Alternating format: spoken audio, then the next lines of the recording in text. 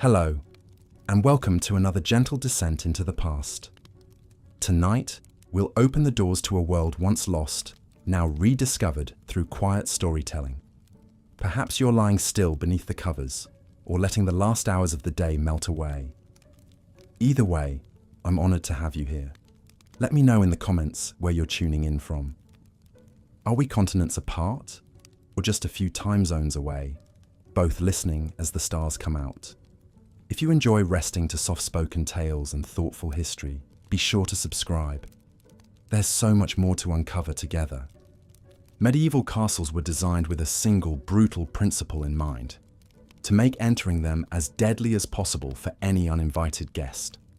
Every stone was placed, every passage carved, and every room constructed with the express purpose of channeling attackers into carefully orchestrated traps where they would meet their doom.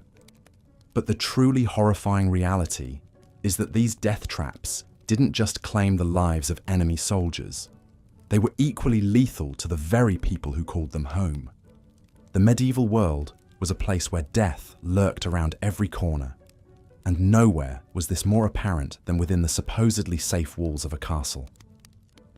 From the moment you crossed the threshold, you entered a realm where a single misstep could send you plummeting to your death, where disease festered in the damp corridors, and where the very air you breathed could carry the seeds of your destruction. Over the next several episodes, we'll explore the 12 most deadly aspects of medieval castle life. We'll discover how the grand entrance halls were designed as elaborate killing fields, how the spiral staircases became death traps for both defenders and attackers, and how the primitive sanitation systems turned these mighty fortresses into breeding grounds for the deadliest diseases known to mankind. But before we delve into the specific mechanisms of death that plagued these stone fortresses, we need to understand the world that created them. The medieval period, spanning roughly from the 5th to the 15th centuries, was an era defined by almost constant warfare, political instability, and technological limitations that made everyday survival a monumental challenge. In this violent world, castles emerged as the ultimate expression of military architecture. They were not built for comfort or convenience. They were built to kill. Every architectural feature, from the placement of windows to the width of doorways, was calculated to maximize the defensive advantage while creating as many opportunities as possible to eliminate intruders. The first thing that strikes you about approaching a medieval castle is the deliberate intimidation factor built into its very appearance. These structures were designed to project power and inspire fear even from a distance. The massive walls, often 20 feet thick or more, weren't just defensive barriers. They were psychological weapons designed to demoralize attackers before they even reached the gates. Take Caerphilly Castle in Wales, for example. Built in the 13th century, this fortress covers over 30 acres and is surrounded by an elaborate system of water defences. The castle appears to rise directly from the lake itself, creating an almost supernatural impression of impregnable strength. This visual impact was entirely intentional. Medieval architects understood that the fear generated by their castle's appearance was often their first and most effective line of defense. But the psychological warfare began long before you reached the castle walls. The approach to any well-designed medieval fortress was a carefully choreographed journey through increasingly dangerous terrain. Roads leading to castles were deliberately constructed to force visitors into vulnerable positions, winding through marshes, along narrow causeways, or up steep hillsides where defenders could rain down death from above. The outer defences of a castle were designed as a series of concentric death traps, each more sophisticated than the last. Beyond the main walls lay the outer ward, a deceptively open space that was actually a carefully prepared killing ground. Here, attackers would find themselves trapped between the outer palisade and the main castle walls, exposed to crossfire from multiple directions with no cover and no escape route. Medieval engineers were masters of what we might now call psychological manipulation through architecture. They understood that fear and confusion were their greatest allies in defending a castle. The layout of these fortresses was deliberately maze-like, designed to disorient and separate attacking forces while channeling them into predetermined killing zones. Consider the entrance to a typical 13th century castle. You might think that the main gate would be the most heavily fortified point, and you'd be correct, but not in the way you might expect. The gatehouse wasn't just a barrier to keep people out. It was an elaborate trap designed to capture and methodically eliminate anyone who managed to breach the outer defenses. The standard castle gatehouse was actually a complex multi-story structure that could house dozens of defenders. These weren't simple doorways with heavy doors. They were sophisticated military installations equipped with multiple layers of defensive systems. A typical gatehouse might feature a drawbridge over a water-filled moat, followed by a portcullis, a heavy iron grating that could be dropped to trap attackers. Then another drawbridge over a dry moat or pit, followed by massive wooden doors reinforced with iron, and finally, another portcullis. But the real genius of castle defense lay not just in these obvious barriers, but in the killing zones created between them. Imagine you're part of an attacking force that has somehow managed to lower the first drawbridge and raise the first portcullis. You rush forward into what appears to be the entrance passage, only to find yourself trapped in a narrow corridor, with walls rising 30 feet on either side. Above you, defenders peer down through murder holes, openings in the ceiling through which they can drop boiling oil, molten lead, or simply large stones onto your head.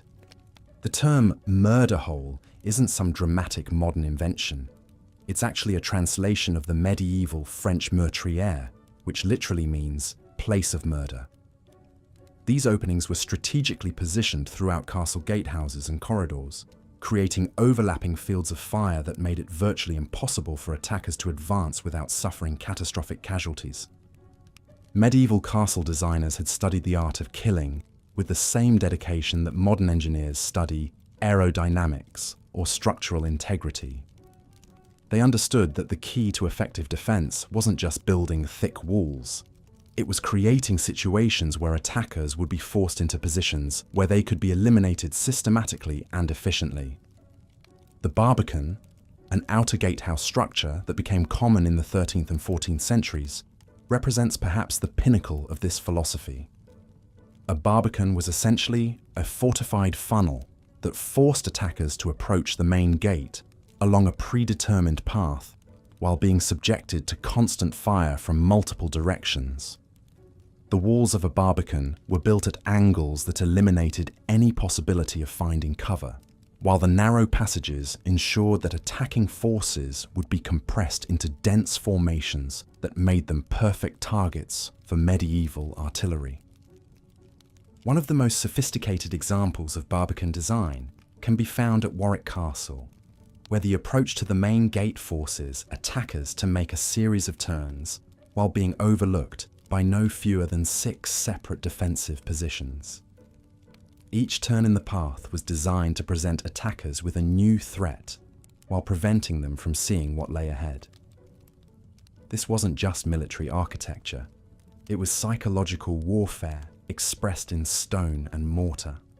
The designers of these fortresses understood that an enemy's imagination could be just as effective a weapon as any sword or crossbow. By creating approaches that were clearly dangerous but whose specific threats remained hidden, they forced attackers to confront not just physical obstacles, but the constant fear of unknown perils waiting around each corner. But perhaps the most insidious aspect of the medieval castle design was how these death traps affected the people who actually lived within the walls. While much attention has been paid to how castles defended against external threats, the daily reality of life inside these fortresses was often just as deadly as any siege. The same architectural features that made castles effective military installations also made them incredibly dangerous places to live. The narrow, winding staircases that confused attackers also made it easy for residents to take fatal falls, especially in the dark corridors lit only by flickering torches. The thick walls that provided protection from enemy artillery also created a damp, poorly ventilated environment that was perfect for the spread of disease. Medieval record-keeping, while not always comprehensive, provides us with glimpses of just how deadly castle life could be for its inhabitants. Chronicles from the 13th and 14th centuries are filled with accounts of nobles and servants who met their deaths through accidents that were directly related to the defensive features of their homes. Take the tragic case of William de Braose, a powerful Norman lord who fell to his death from the walls of his own castle in 1230. According to contemporary accounts, William was inspecting the defences of Bramber Castle in Sussex when he slipped on the narrow wall walk and plummeted 40 feet to the courtyard below. The same battlement that had been designed to provide a secure firing position for archers became a death trap for the castle's own lord. Such accidents were far from rare. The defensive architecture that made castles formidable military installations also created countless opportunities for fatal mishaps. Spiral staircases, designed to favour right-handed defenders fighting their way down, were treacherous for anyone carrying loads or moving quickly in poor light. The narrow arrow loops that provided protected firing positions also created dangerous protrusions that could catch clothing or cause people to lose their balance. Perhaps most deadly of all were the castle's sanitation systems, or rather, the lack thereof. Medieval castles were essentially self-contained cities that might house hundreds or even thousands of people during times of siege. The waste produced by this population had to go somewhere, and the solutions devised by medieval engineers, while ingenious for their time, created perfect conditions for the spread of deadly diseases. The typical castle latrine, known as a garderobe, was built into the thickness of the castle walls and discharged directly into the moat or onto the ground outside the walls. While this system had the advantage of being simple and requiring no maintenance, it also meant that the castle's water supply was constantly being contaminated by human waste. During sieges, when the castle population swelled and water sources became limited, these conditions became breeding grounds for cholera, dysentery, and typhoid fever.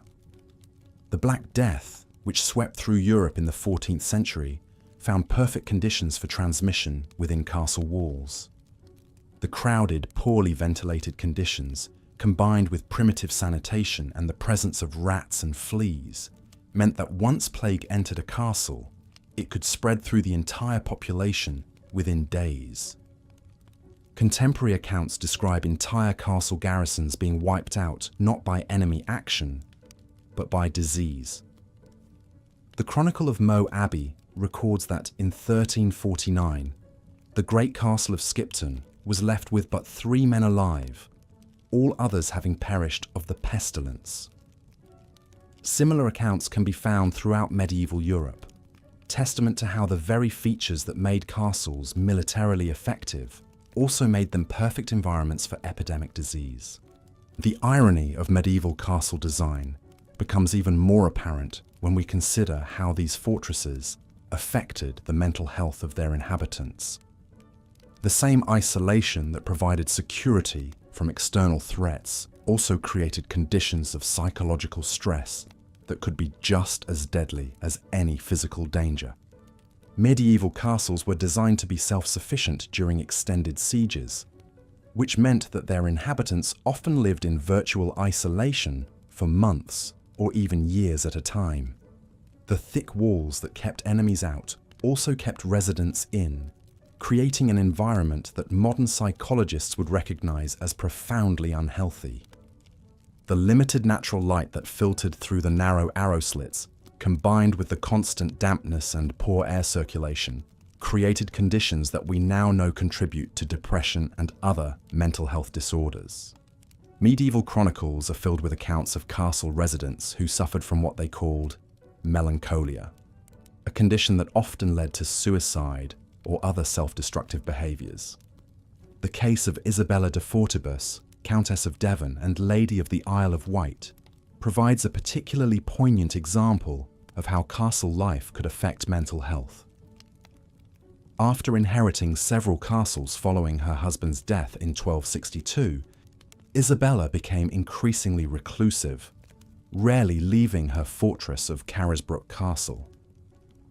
Contemporary accounts describe her as becoming much given to strange fancies and dark moods, and she eventually died alone in her castle in 1293, having lived the last 30 years of her life in virtual isolation. But the psychological toll of castle life wasn't limited to the nobility. Servants, guards, and other castle residents also suffered from the effects of living in what were essentially stone prisons. The constant threat of violence, combined with the claustrophobic conditions and social isolation, created an environment where mental breakdown was not uncommon. Medieval records speak of castle servants who suffered from what they called castle fever, a condition characterized by violent outbursts, paranoid delusions, and sometimes suicide. Modern historians have suggested that this may have been an early description of what we now recognize as post-traumatic stress disorder or severe depression brought on by the conditions of castle life. The defensive features of medieval castles also created unique forms of accidental death that were specific to these environments.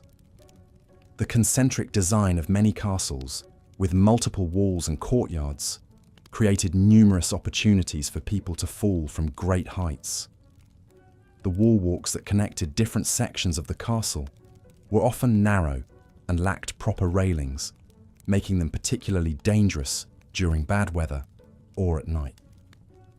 One particularly deadly feature of many castles was the Great Hall's Gallery, a raised platform that allowed important guests to observe festivities below. These galleries were often built with minimal safety features, and medieval chronicles record numerous instances of people falling to their deaths during feasts and celebrations. The case of Roger Mortimer, Earl of March, illustrates how even the most powerful nobles were not immune to the dangers of castle architecture. In 1398, Mortimer fell to his death from the gallery of his own great hall at Wigmore Castle, while attempting to get a better view of a tournament taking place in the courtyard below. The very feature designed to display his power and status became the instrument of his death. Perhaps most insidiously, the water systems of medieval castles created ongoing health hazards that affected every resident. Castles required enormous amounts of water for drinking, cooking, cleaning, and firefighting, but the sources of this water were often contaminated by the castle's own waste systems. Many castles drew their water from wells that had been dug within the castle walls for security reasons. However, these wells were often located dangerously close to the castle's waste disposal systems, creating a constant risk of contamination. The same moats that provided defensive advantages also became stagnant pools of disease-carrying water that could poison anyone who came into contact with them. The castle of Caerphilly, mentioned earlier for its impressive water defenses, provides a perfect example of how defensive water features could become health hazards. The elaborate system of lakes and channels that made the castle nearly impossible to attack also created perfect breeding grounds for mosquitoes and other disease-carrying insects. Medieval records show that the castle's garrison suffered from regular outbreaks of marsh fever, almost certainly malaria transmitted by mosquitoes breeding in the stagnant water. As we've seen, medieval castles were indeed death traps, but not always in the ways their builders intended. While these fortresses were certainly effective at keeping enemies out, they were equally effective at trapping their own inhabitants in environments that were hostile to human health and safety. The thick walls, narrow passages, and defensive features that made castles militarily formidable also made them perfect environments for accidents, disease, and psychological breakdown. The very isolation that provided security also created conditions of stress and deprivation that could be just as deadly as any enemy sword. In our exploration of why medieval castles were death traps, we've only begun to scratch the surface of the dangers that lurked within these stone fortresses. The entrance halls and outer defenses we've examined today were just the beginning of a castle's deadly features. The spiral staircases that wound through castle towers, the great halls where nobles feasted and plotted, the kitchens where massive fires created constant hazards, and the dungeons where prisoners faced unimaginable horrors. Each of these spaces presented unique and deadly challenges to anyone who entered them. The medieval world was a dangerous place, and the castles that dominated its landscape were perfect reflections of that danger. Built in an age when violence was commonplace and human life was cheap, these fortresses prioritized military effectiveness over human comfort or safety. The result was a form of architecture that was as deadly to its inhabitants as it was to its enemies. As we continue our journey through the deadly secrets of medieval castles, we'll discover that these stone fortresses were not just military installations or noble residences. They were complex machines designed to control, intimidate, and when necessary, kill. Every stone was placed with purpose, every passage designed with deadly intent, and every room constructed to serve the brutal realities of medieval warfare. The next time you visit a medieval castle and admire its impressive architecture, remember that you're looking at one of history's most sophisticated instruments of death. Behind every beautiful arch and imposing tower lies a dark history of violence, disease, and accidental death that claimed countless lives over the centuries. These fortresses stood guard over the medieval world.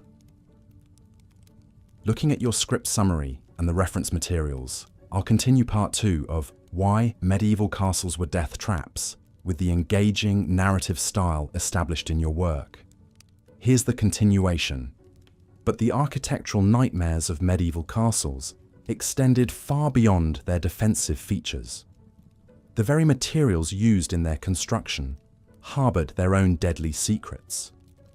The mortar, binding those massive stone blocks together, was often mixed with whatever materials were readily available. Lime, sand, and water formed the basic recipe, but desperate builders frequently added organic matter like animal hair, blood, or even human waste to strengthen the mixture. Over time, this organic material would decay, creating pockets of weakness that could cause entire sections of wall to crumble without warning. The stones themselves told their own grim tale. Quarried from local sources, they were often of inconsistent quality. Some were porous and absorbed moisture like sponges, expanding and contracting with the seasons until they cracked and split.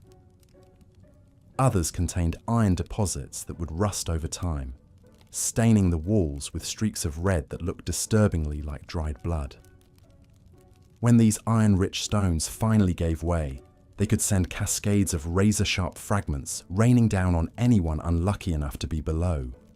The wooden elements within castle walls presented their own catalogue of horrors. Massive oak beams, some weighing several tons, were held in place by primitive joinery techniques and iron fittings that corroded over time. When these supports failed, they didn't fail quietly. They came crashing down with bone-crushing force, often triggered by nothing more than a strong wind or the vibrations from heavy footsteps above. The Great Hall of Kenilworth Castle still bears scars from one such collapse in the 14th century, when a supporting beam gave way during a feast, killing 12 guests instantly. But perhaps nowhere were the structural dangers more concentrated than in the castle's towers. These soaring monuments to medieval ambition were essentially vertical death traps, their spiral staircases winding upward in an endless helical nightmare. The steps themselves were carved from stone, but decades of foot traffic had worn them smooth and treacherous. In wet weather, they became as slippery as ice.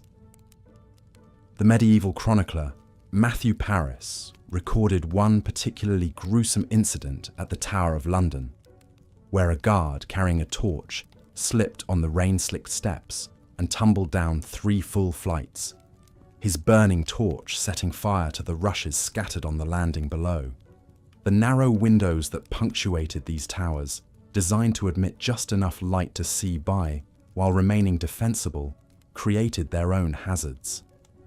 Children and small adults could easily slip through the wider arrow slits, plummeting to their deaths on the rocks below. The window seats, carved from the same stone as the walls, were positioned at exactly the wrong height to provide safety. Too low to serve as proper barriers, too high to step over easily, they became stumbling blocks that sent countless castle residents tumbling backward into empty air. Even the castle's water systems, essential for survival during sieges, harbored deadly secrets.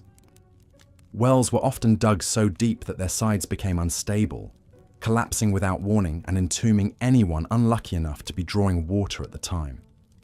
The elaborate cisterns that collected rainwater from the castle's roofs became breeding grounds for mosquitoes and other disease-carrying insects.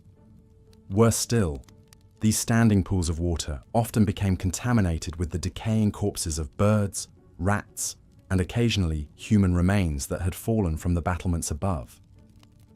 The castle's kitchens, located in separate buildings to reduce fire risk, presented their own unique dangers. The massive fireplaces required to feed hundreds of people generated such intense heat that the stone walls around them would crack and crumble. Kitchen workers regularly suffered severe burns from exploding pottery and scalding liquids. The smoke from these fires, with nowhere to go but up through primitive chimneys, would often back up and fill the kitchen with choking fumes. More than one cook met their end by collapsing unconscious into their own cooking fires. The great halls where castle life centered were perhaps the most deceptively dangerous spaces of all. Their soaring timber roofs, marvels of medieval engineering, were held together by complex networks of wooden joints and iron bolts. Over time, the immense weight of these structures would cause the walls to bow outward, creating stress fractures that spiderwebbed through the stone. When these roofs finally collapsed, they did so with such force that they could punch through multiple floors below, creating vertical shafts of destruction that claimed lives throughout the castle. The floors themselves were another source of constant peril. In the finest castles, they might be covered with elaborately painted tiles, but these decorative surfaces became treacherously slippery when wet. More commonly, floors were simply packed earth covered with rushes or straw. This organic matter, mixed with spilled food, human waste, and the blood from countless small injuries, created a festering carpet that harbored disease and concealed dangerous obstacles. Chroniclers tell of nobles breaking their necks after tripping over refuse hidden beneath the floor coverings. The very furniture within these castles was designed more for display than safety. Massive wooden tables, benches, and chairs were built to last centuries, but their sheer weight made them capable of crushing anyone unfortunate enough to be caught beneath them when they toppled. The great chair in the hall at Warwick Castle, carved from a single piece of oak and weighing nearly half a ton, was said to have killed 3 earls over the course of 2 centuries, each crushed when the ancient wood finally gave way beneath them. Perhaps most insidiously dangerous were the castle's decorative elements. Tapestries hanging on stone walls might seem harmless, but they were death traps waiting to happen. Woven from wool and treated with various chemicals to preserve their colours, they were essentially enormous candles waiting for a spark. When they caught fire, they burned with terrifying speed, filling rooms with toxic smoke and creating walls of flame that blocked escape routes. The heavy metal rings and rods used to hang these tapestries frequently pulled free from crumbling mortar, sending yards of burning fabric cascading down onto anyone below. The iron braziers used to heat these vast spaces were equally treacherous. Filled with glowing charcoal or burning wood, they gave off deadly carbon monoxide in poorly ventilated rooms. Castle dwellers would simply fall asleep and never wake up, victims of an invisible killer that left no trace. The braziers themselves, standing on 3 or 4 legs, were notoriously unstable. A careless bump or a warped leg could send burning coals scattering across wooden floors or into piles of straw bedding. Even the most basic activities of daily life were fraught with danger in these stone fortresses. Climbing stairs in the dark was a nightly gamble with death, as the uneven steps and low ceilings created a perfect storm of hazards.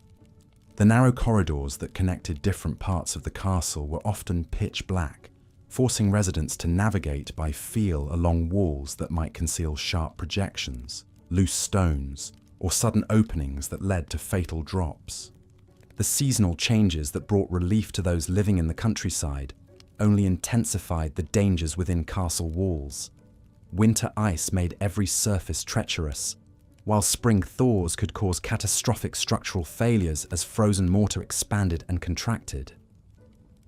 Summer heat would cause the iron fittings throughout the castle to expand, sometimes bursting through the stone that contained them. Autumn storms would send loose stones tumbling from the battlements and tear away sections of roof that had been weakened by years of weather. Yet for all these dangers, medieval people continued to build and inhabit these stone fortresses, driven by the harsh realities of their violent age. They accepted the risks because the alternatives were often worse. A castle might be a death trap, but it was also the only refuge available in a world where warfare was constant and survival uncertain. The very features that made these structures so dangerous to their inhabitants also made them formidable barriers to their enemies. Word count 1372. This continuation maintains the engaging narrative style while exploring the structural and architectural dangers of medieval castles, building upon your established themes of how these fortresses were as dangerous to their inhabitants as they were to their enemies. Here is part 3 of the 12-part script for Why Medieval Castles Were Death Traps. The very kitchens that sustained castle life were themselves chambers of horror waiting to claim the unwary. Massive open hearths roared with flames that could reach temperatures exceeding 1,000 degrees, their hungry mouths demanding constant feeding with timber and charcoal. Kitchen servants, already weakened by poor nutrition and exhausting labor, worked in clouds of choking smoke that filled their lungs with soot and ash. The heat was so intense that cooks frequently collapsed from exhaustion, their bodies unable to cope with the relentless assault of scorching air and billowing smoke. But the fires were only the beginning of the kitchen's deadly arsenal. Enormous cauldrons, some large enough to hold an entire pig, hung suspended over the flames on chains that had been forged decades earlier. Metal fatigue was a concept unknown to medieval engineers, and these chains would snap without warning, sending hundreds of pounds of boiling liquid and scalding metal crashing down upon anyone unfortunate enough to be working below. The stone floors, perpetually slick with grease and spilled liquids, became treacherous skating rinks where a single misstep could send a servant tumbling into the blazing hearth. The very act of food preparation was fraught with mortal peril. Massive wooden tables, scarred by countless knife strikes and saturated with the blood and juices of butchered animals, harbored colonies of bacteria that would have horrified modern food safety inspectors.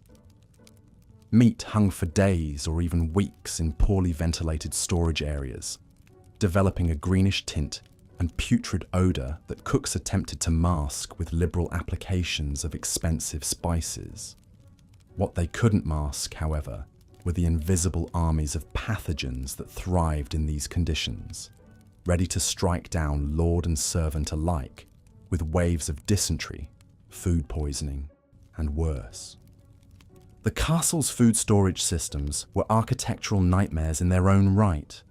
Granaries built into the thick walls or housed in separate towers were designed to withstand siege conditions but created perfect breeding grounds for rats, mice, and insects. These vermin didn't simply consume the stored grain, they contaminated it with their droppings and urine, spreading disease throughout the castle's food supply. The grain itself, stored in conditions of perpetual dampness, frequently developed deadly molds that produced toxins capable of causing hallucinations, convulsions, and death. Water, that most basic necessity of life, presented its own catalogue of horrors within castle walls. Most castles drew their water from wells that had been dug through the castle's foundation, often penetrating deep into the bedrock below. But these wells, while providing a secure water source during sieges, were frequently contaminated by seepage from the castle's primitive sewage systems.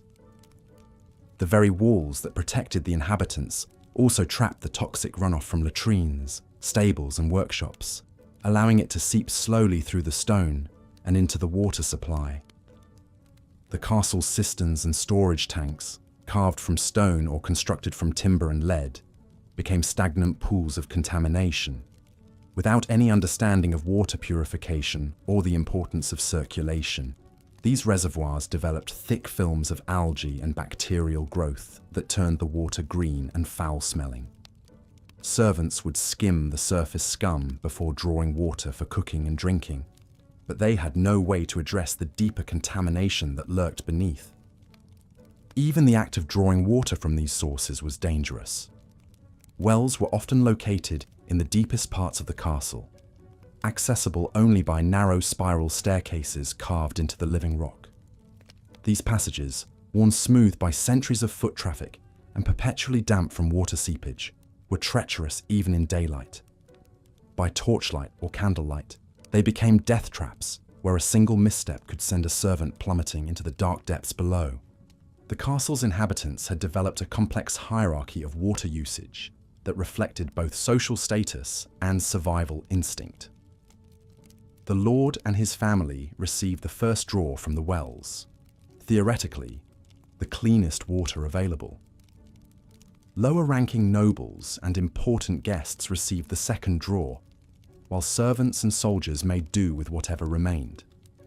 By the time the water reached the lowest levels of castle society, it was often little more than a murky, foul-tasting liquid that bore only a passing resemblance to actual water.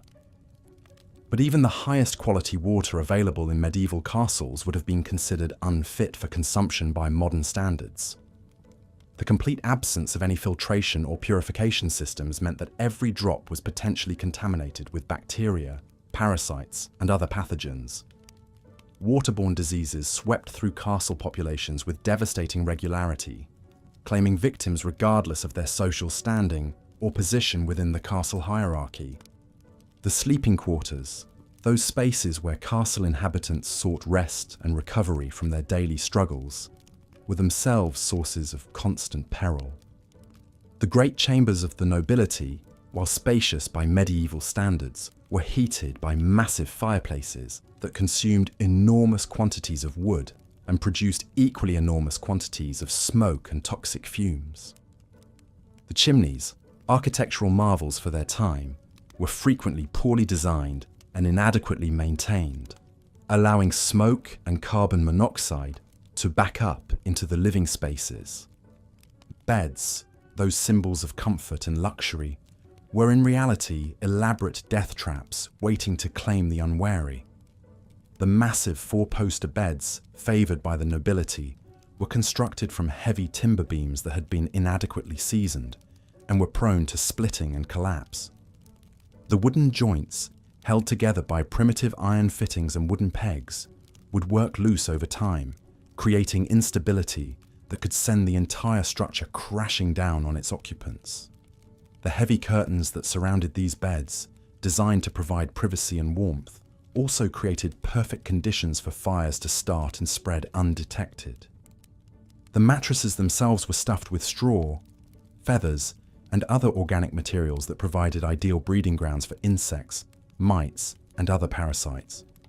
Bedbugs, fleas, and lice were constant companions for castle inhabitants, regardless of their social status.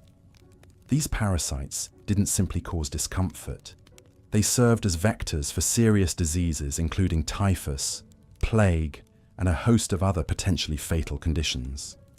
Even the act of sleeping became a calculated risk in medieval castles. The combination of poor ventilation, toxic fumes from heating systems, and the presence of numerous parasites meant that many castle inhabitants never experienced truly restful sleep. Chronic sleep deprivation weakened immune systems and made individuals more susceptible to the various diseases and ailments that plagued castle life. The castle's workshops and craft areas, essential for maintaining the complex infrastructure of medieval fortress life, were perhaps the most dangerous spaces of all. Blacksmith shops, located within the castle walls for security reasons, filled entire sections of the structure with choking smoke, toxic fumes, and the constant risk of fire. The forges, burning at temperatures that could melt iron, created heat so intense that it could ignite wooden beams and thatch roofing from several feet away. Metalworking produced clouds of toxic vapors that contained lead, mercury, and other heavy metals that slowly poisoned anyone who breathed them regularly. Blacksmiths and their apprentices frequently suffered from what we now recognize as heavy metal poisoning, developing tremors, mental confusion, and eventually death from the cumulative effects of their toxic work environment. The constant hammering and metalworking created noise levels that would have exceeded modern workplace safety standards by enormous margins. This perpetual cacophony didn't simply cause hearing loss, it created stress and anxiety that weakened the immune systems of everyone within the castle walls. The combination of toxic fumes, extreme heat, deafening noise, and dangerous equipment made the workshops some of the most hazardous environments in an already perilous world. Carpentry shops, essential for maintaining the wooden infrastructure of castle life, presented their own catalogue of dangers. The tools available to medieval craftsmen were crude by modern standards, lacking the safety features and precision engineering that we take for granted today. Handsaws with irregular teeth, axes with loose heads, and chisels with damaged handles were common tools that frequently caused serious injuries or death. The wood itself was often green or poorly seasoned, making it unpredictable to work with and prone to splitting or splintering without warning. Sawdust and wood shavings created fire hazards throughout the workshop areas, and the primitive ventilation systems did little to remove these combustible materials from the air. A single spark from a torch or candle could ignite an entire workshop, and the resulting fire could easily spread throughout the wooden portions of the castle structure. Storage areas within castles were architectural minefields that claimed victims on a regular basis. Armories, packed with weapons and armor, were poorly organized and inadequately secured. Heavy weapons would shift and fall without warning, crushing anyone unfortunate enough to be beneath them. Swords and other bladed weapons were often stored in unstable racks that could collapse, sending sharp metal flying in all directions. The armor storage areas were particularly treacherous, filled with suits of mail and plate that weighed hundreds of pounds each. These massive pieces of equipment were hung on wooden pegs and iron hooks that were frequently inadequate for the weight they were expected to support. When these storage systems failed, they created avalanches of metal that could kill or seriously injure anyone in their path. Food storage areas, as we've already discussed, were breeding grounds for vermin and disease, but they also presented physical dangers that were equally severe. Enormous barrels of wine, ale, and other liquids were stacked in precarious towers that could topple without warning. Grain sacks, some weighing several hundred pounds each, were piled to dangerous heights in storage chambers with inadequate structural support. The very architecture of these storage areas worked against the safety of those who used them. Narrow doorways and low ceilings made it difficult to maneuver large items safely, while poor lighting created conditions where accidents were almost inevitable. The stone floors, perpetually damp and often covered with spilled liquids and organic debris, provided treacherous footing for anyone attempting to navigate these dangerous spaces. As we delve deeper into the deadly reality of medieval castle life, it becomes increasingly clear that these structures were not the romantic havens of chivalry and nobility that popular imagination has created. They were, instead, elaborate death traps, where every aspect of daily existence carried the potential for injury, disease, or death. The very features that made castles effective defensive structures also made them extraordinarily dangerous places to live and work.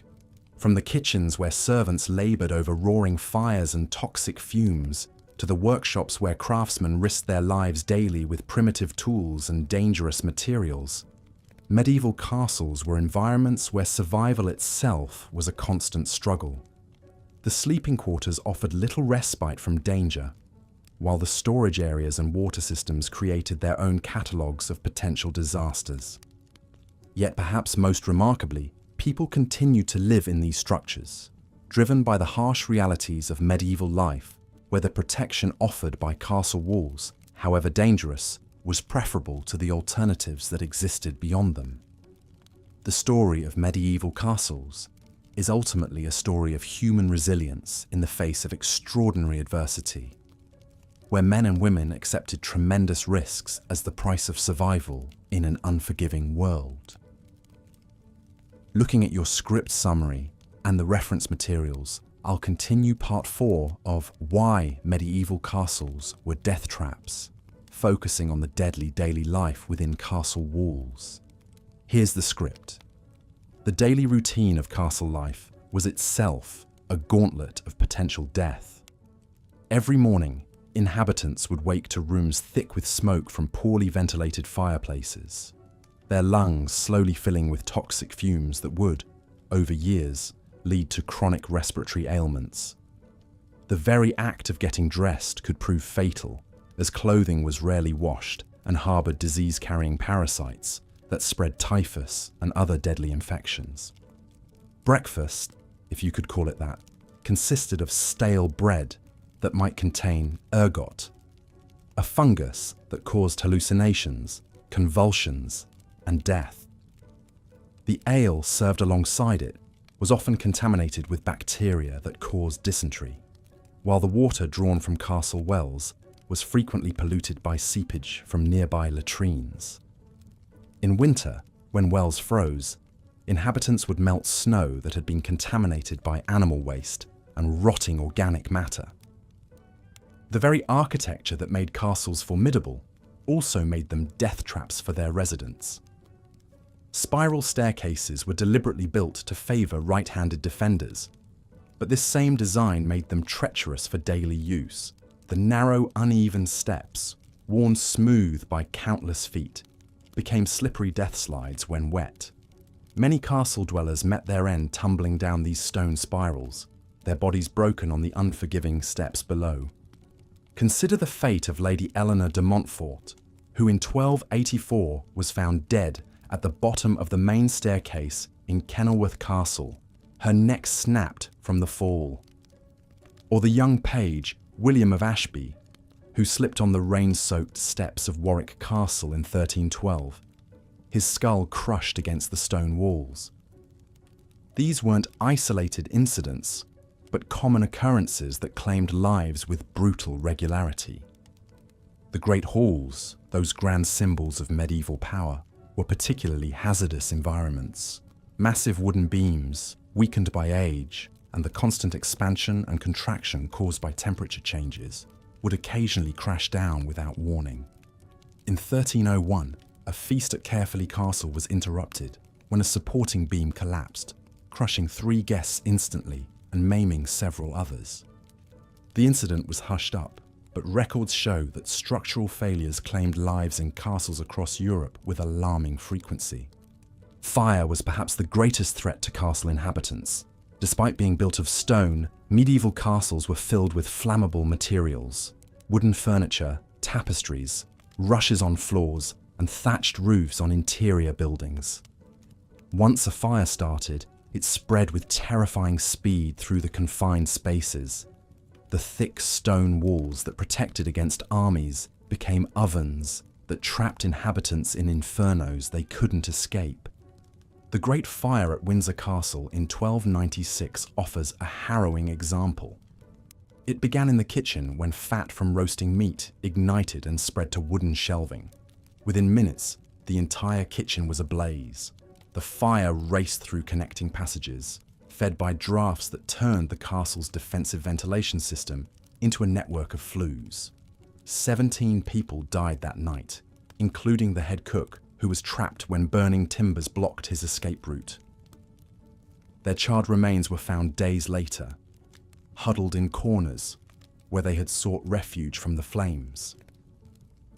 Even more insidious were the slow, invisible killers that lurked within castle walls. Lead poisoning was rampant among the upper classes, who drank wine from lead-glazed pottery and ate food prepared in lead-lined vessels. The symptoms, abdominal pain, confusion, and gradual mental deterioration, were often mistaken for other ailments. Many noble families suffered from what they called the wasting sickness, never realizing they were slowly poisoning themselves with their own tableware. The castle's defensive features created additional hazards for residents. Murder holes, designed to rain death upon attackers, were just as dangerous to those above them. Castle records from Conwy show that in 1295, a guard named Thomas the Fletcher fell through a murder hole while on duty, plummeting 30 feet to his death on the stone floor below. The iron grating that should have prevented such accidents had rusted through, but no one had noticed until it was too late.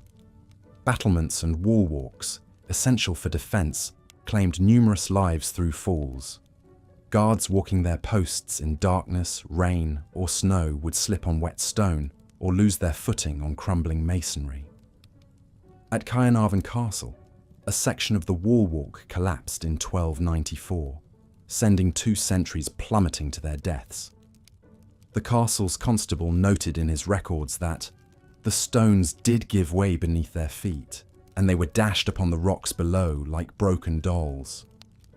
The castle's water supply, drawn from deep wells or cisterns, was a constant source of disease and death.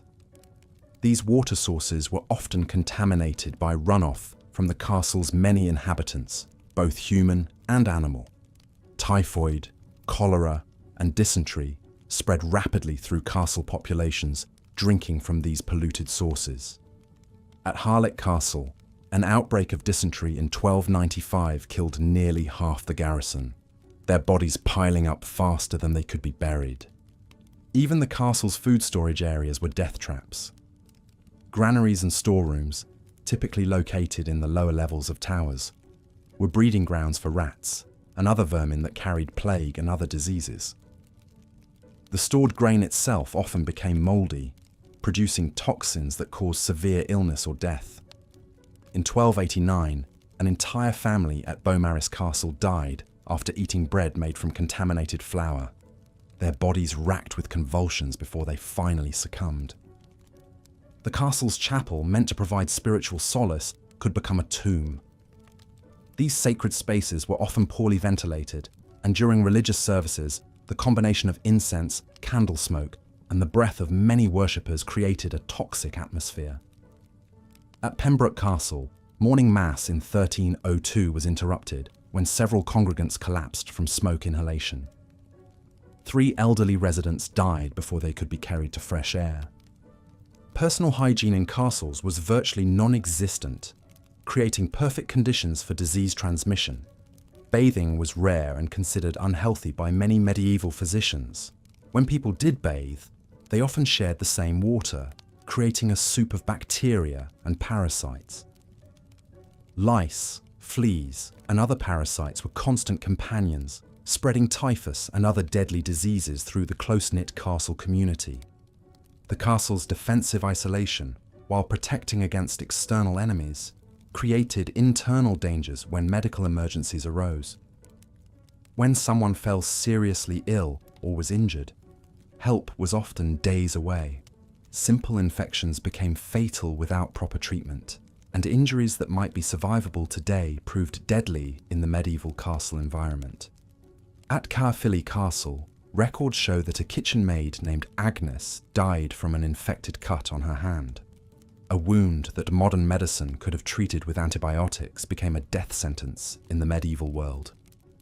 Winter brought its own deadly challenges to castle life. The massive stone structures became freezing tombs, with temperatures inside barely above those outside. Hypothermia claimed the lives of the elderly and infirm, while frostbite was common among those who had to venture onto the walls for guard duty. At Harlech Castle, the winter of 1294 was so severe that 3 guards were found frozen to death at their posts, their bodies rigid with cold. The very stones of the castle could become weapons against their inhabitants. Medieval mortar was often mixed with sand that contained salt, which absorbed moisture from the air. Over time, this caused the mortar to expand and contract, loosening stones that could fall without warning. At Conway Castle, a loose stone from the Great Hall ceiling struck and killed Sir Hugh de Lacy in 1298, crushing his skull as he dined below. Even the castle's domestic animals posed deadly threats. Horses, essential for medieval warfare and transportation, were kept in stables within the castle walls. These powerful animals, stressed by confinement and poor conditions, could turn violent without warning. Castle records are filled with accounts of stable hands, trampled to death or kicked by frightened horses. Dogs, used for hunting and protection, could turn rabid, spreading the disease through bites before anyone recognized the danger. The psychological toll of castle life cannot be overlooked as a contributing factor to its deadliness. The constant threat of attack, the isolation, and the harsh living conditions created severe mental stress that manifested in depression, paranoia, and violence. Suicide was not uncommon, with desperate inhabitants throwing themselves from the very walls meant to protect them. At Beaumaris Castle, the chaplain's records note 3 suicides in 1299 alone, describing them as souls driven to despair by the darkness of their earthly prison. Food poisoning was a constant threat in castle kitchens, where primitive preservation methods and poor hygiene created perfect conditions for bacterial contamination. Meat was often hung for days in warm conditions, developing dangerous levels of bacteria. Salt used for preservation was expensive and often used sparingly, allowing spoilage to set in. At Caernarvon Castle, a feast celebrating the completion of the Outer Ward turned tragic when contaminated pork sickened dozens of guests. 7 died over the following days, their bodies racked with violent illness. The castle's defensive features could trap inhabitants during emergencies. The same portcullises and heavy gates that kept enemies out could prevent escape during fires or other disasters. At Pembroke Castle, a fire in 1305 spread so quickly that many inhabitants found themselves trapped behind locked gates, the keys held by guards who had already fled or perished. Their screams echoed through the night as they burned alive, unable to escape their stone prison. Medieval castles were also plagued by structural defects that weren't apparent until disaster struck. Foundations built on unstable ground could shift suddenly, causing walls to crack and collapse. At Caerphilly Castle, part of the south wall tilted dramatically due to foundation failure, creating a dangerous lean that persists to this day. While this particular collapse happened slowly enough that no one was killed, other castles weren't so fortunate. Sudden structural failures claimed lives with terrifying regularity. The very success of a castle's defensive design often contributed to the death of its inhabitants. The narrow windows, designed to prevent enemy arrows from finding their mark, also prevented adequate ventilation. This created stagnant air that harbored disease and allowed toxic fumes to accumulate. Carbon monoxide poisoning from poorly ventilated fires claimed many lives, with victims simply going to sleep and never waking up. As we've seen, medieval castles were as dangerous to their inhabitants as they were to their enemies. Every aspect of daily life, from the food they ate to the air they breathed, posed deadly threats. The very features that made these structures impregnable fortresses also made them death traps for those who called them home. In the next part of our series, we'll explore how the social hierarchy within castle walls, created additional layers of danger, where political intrigue and personal vendettas turned trusted allies into deadly enemies, making survival as much about navigating human threats as physical ones. Medieval castles, death traps, hidden in plain sight. The dungeons weren't the deadliest part of a medieval castle. In fact, the most dangerous places were the ones where people lived, worked, and tried to survive every single day. These towering symbols of power and protection were architectural nightmares waiting to claim their next victim. And the threats came from places you'd never expect. Consider the fate of Geoffrey de Montfort, a respected knight who met his end not in glorious battle, but tumbling down a castle's treacherous spiral staircase in the dead of night. His story wasn't unique. Castle records from across Europe tell of countless souls who perished within walls meant to protect them, victims of the very structures they called home. The medieval castle's design philosophy was brutally simple: keep enemies out at any cost. But this single-minded focus on defense created a web of internal hazards that made daily life a constant gamble with death. From the moment you stepped through the gatehouse to the highest tower chamber, every element of castle architecture harbored potential doom. Take the spiral staircases that connected the various levels. These weren't just difficult to navigate in heavy armor or flowing robes. They were death traps waiting to spring. Built narrow and steep to slow advancing enemies, they became slick with moisture, treacherous with wear, and utterly unforgiving in the dark. Castle inhabitants carried no modern lighting, just flickering candles or oil lamps that cast dancing shadows and created blind spots where a single misstep meant a fatal fall. The stairs themselves told a story of calculated lethality. Most spiraled clockwise, a deliberate choice that favored right-handed defenders swinging swords downward while hampering attackers climbing up. But this same design made them awkward for daily use. Servants carrying heavy loads, nobles in elaborate dress, and anyone moving quickly faced the constant threat of catching a foot, losing balance, or simply misjudging a step in the dim light. But the staircases were just the beginning. The very walls that promised protection were slowly collapsing from within. Medieval mortar, made from lime, sand, and water, began deteriorating the moment it dried. Without modern chemical stabilizers, these bindings cracked and crumbled under the weight of massive stone blocks. Castle walls developed what masons called stone sickness, a progressive weakening that could cause entire sections to collapse without warning. The chronicles of Château de Coucy tell of a horrific night in 1386 when a section of the Great Hall's wall simply gave way during a feast. 23 nobles and servants were crushed instantly, their bodies buried under tons of dressed stone. The survivors described a sound like thunder, followed by screams that echoed through the remaining chambers for hours. Water, that most basic necessity of life, became another vector of death within castle walls. Medieval engineers understood the need for water sources during sieges, so they dug wells deep into bedrock and collected rainwater in cisterns. But these same water systems became breeding grounds for disease and death. Castle wells frequently became contaminated with runoff from stables, kitchens, and worse, the primitive latrines that emptied near water sources. The well at Kenilworth Castle was found to contain not just water, but a toxic mixture of animal waste, rotting food scraps, and human remains that had somehow found their way into the supposedly pure water supply.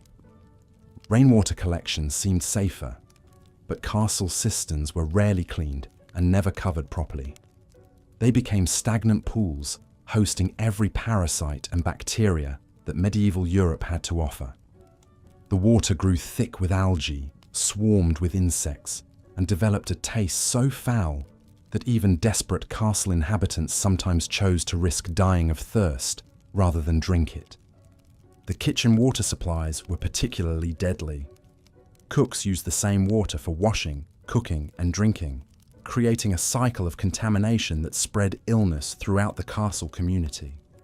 Food poisoning was so common that castle physicians developed an entire catalogue of treatments for what they called kitchen fever, violent digestive ailments that could kill within days.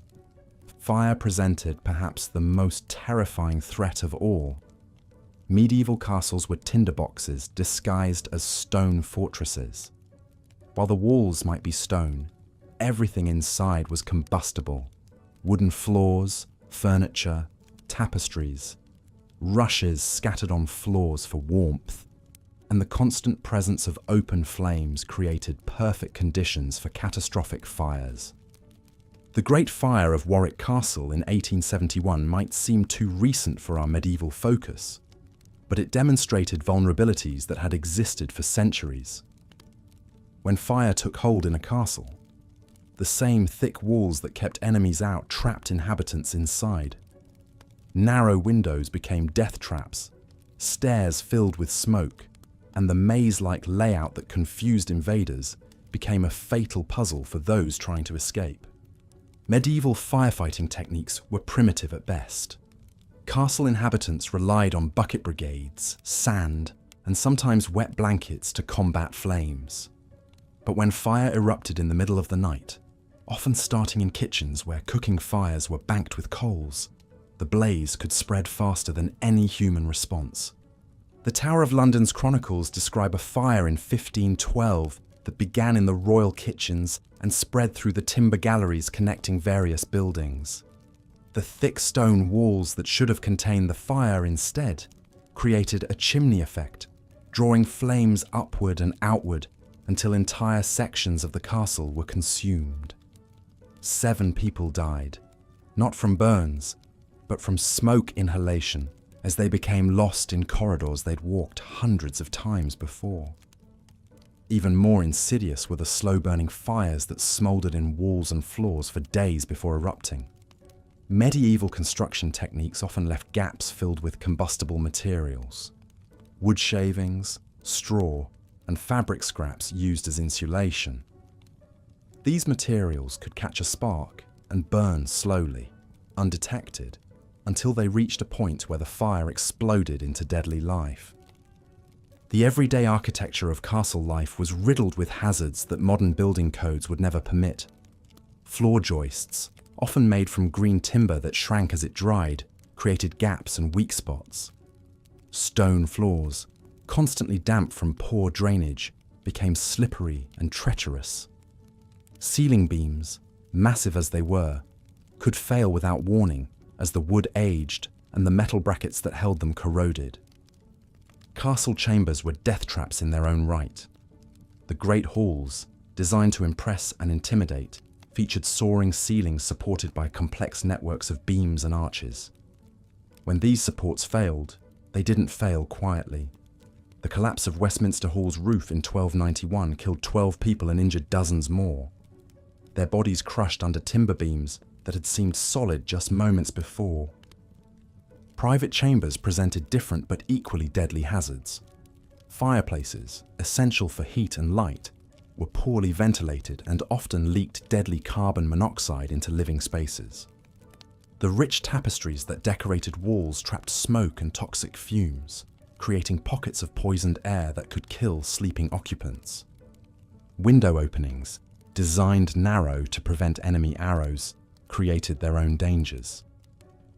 People leaning out to empty chamber pots, observe courtyard activities, or simply get fresh air regularly fell to their deaths.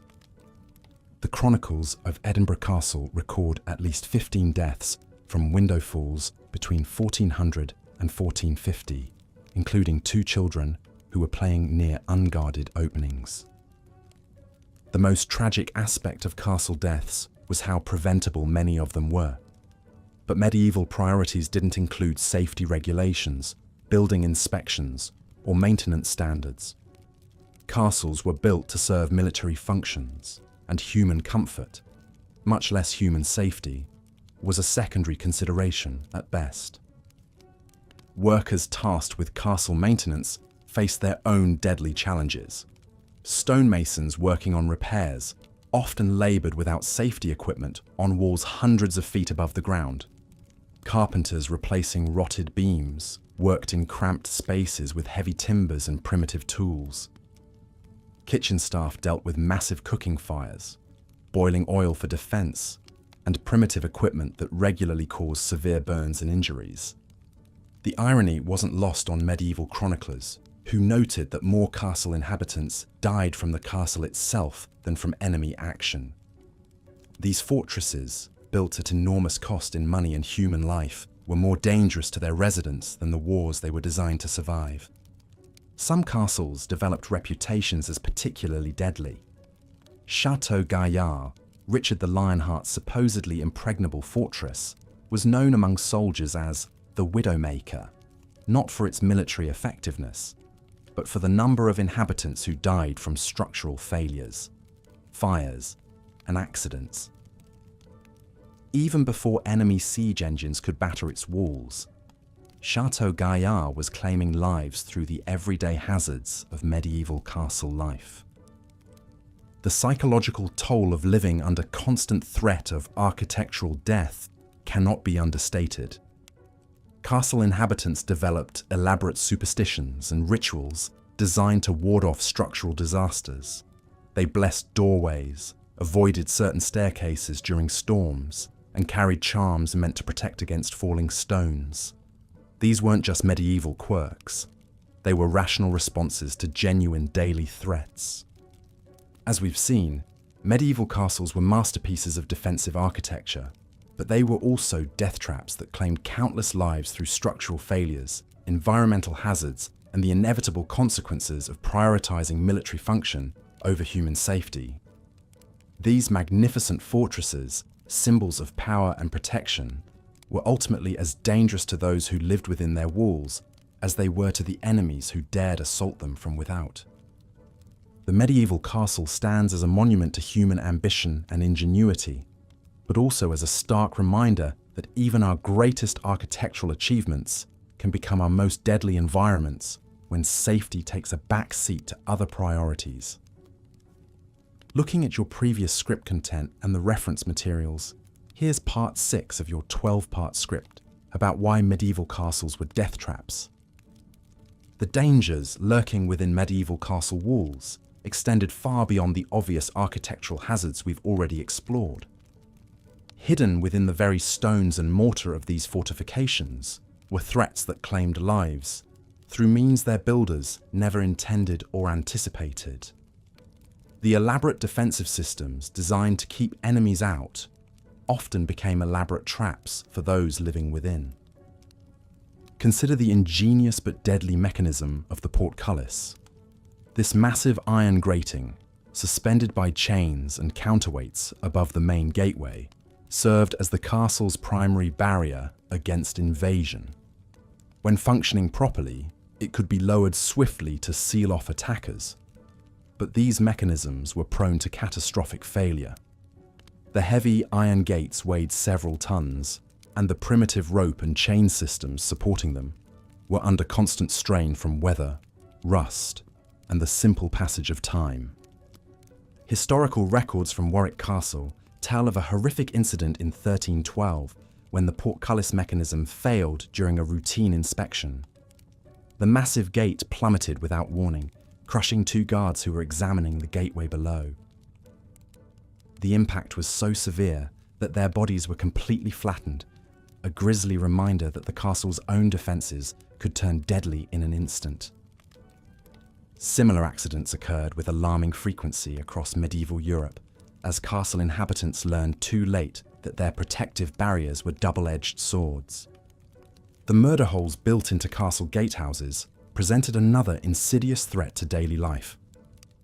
These openings in the ceiling, designed to allow defenders to rain down arrows, boiling oil, or stones upon attackers, created permanent weak points in the castle's structure. Over time, the constant moisture from rain and the corrosive effects of the substances poured through them weakened the surrounding stonework. Chunks of masonry would break away without warning, plummeting onto anyone unfortunate enough to be passing below. At Carefully Castle in Wales, a section of murder-hole stonework collapsed in 1389, killing a merchant who was simply delivering goods to the kitchens.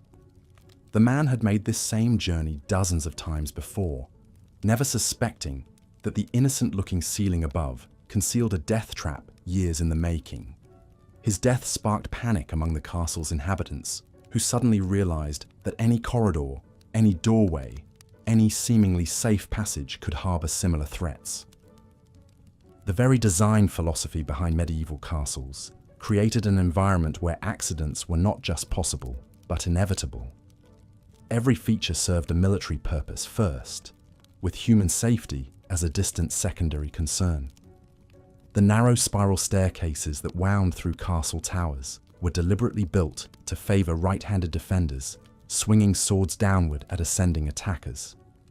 But this same design made them treacherous for everyday use, especially in the dim light of torches and oil lamps.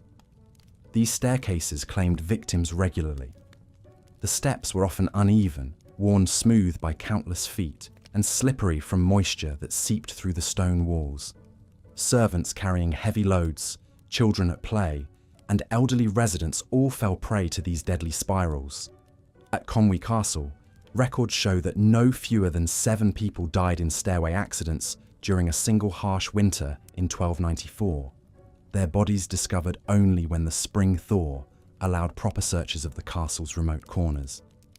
The windows of medieval castles, while providing necessary light and ventilation, were designed primarily as defensive positions for archers. They were narrow on the outside to prevent enemy arrows from finding their mark, but opened wide on the interior to give defenders room to maneuver their weapons. This created deep, funnel-shaped openings that were essentially unguarded precipices within the castle walls. Children were particularly vulnerable to these window traps. The wide interior sills seemed like perfect places to sit and play, offering respite from the cramped living quarters.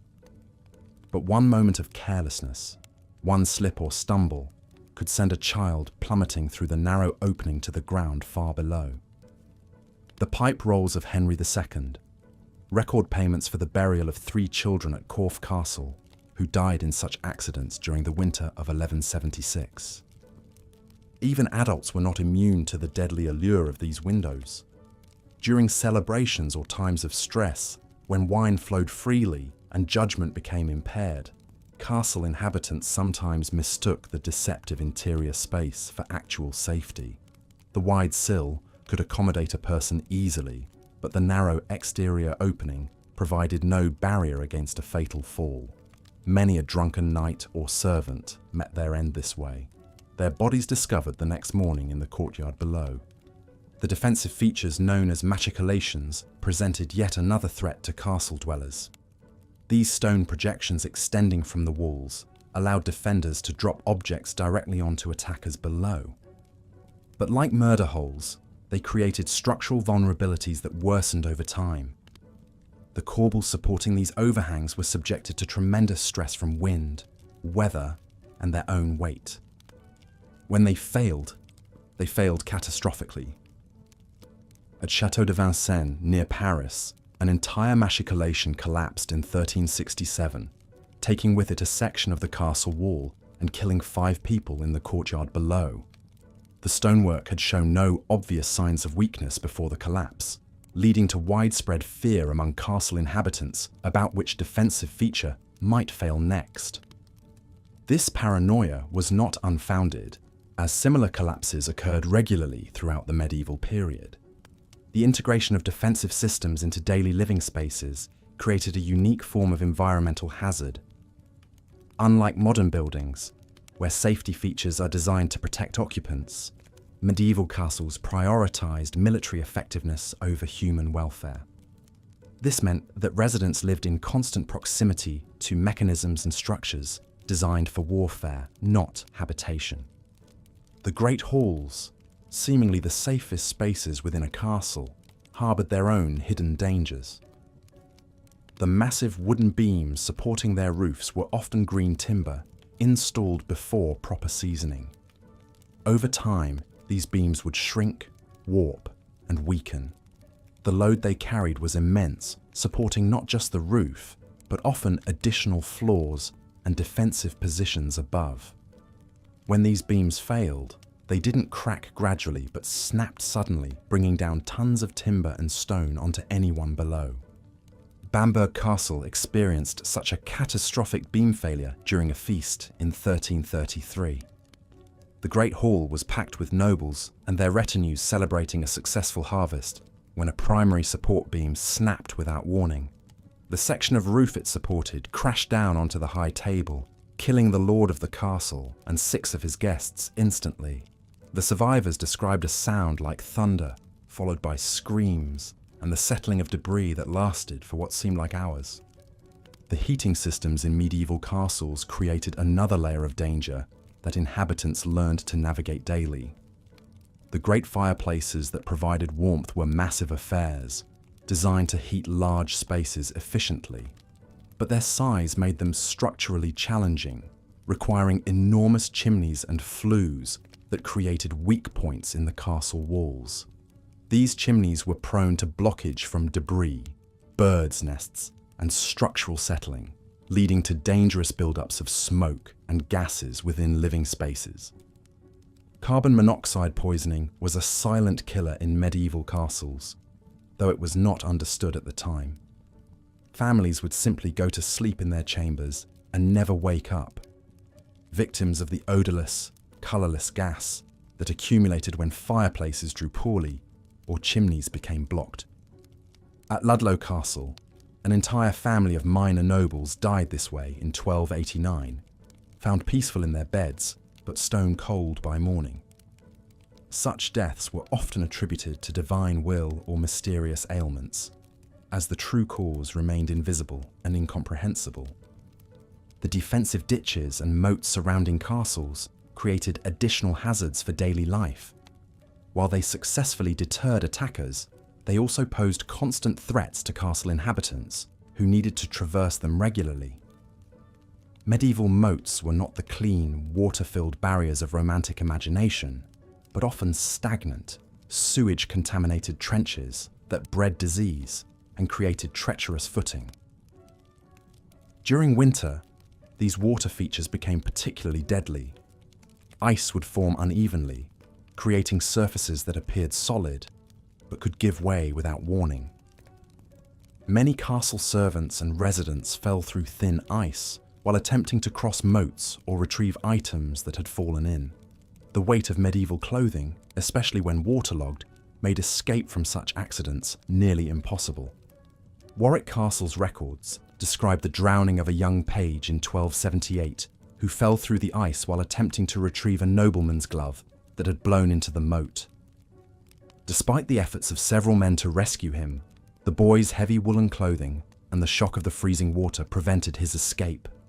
His body was not recovered until the spring thaw, a grim reminder of how even simple errands could turn fatal in the castle environment. The very success of a castle's defensive design often contributed to its deadliness for inhabitants. The more impregnable a fortress appeared, the more likely its residents were to develop a false sense of security about their environment.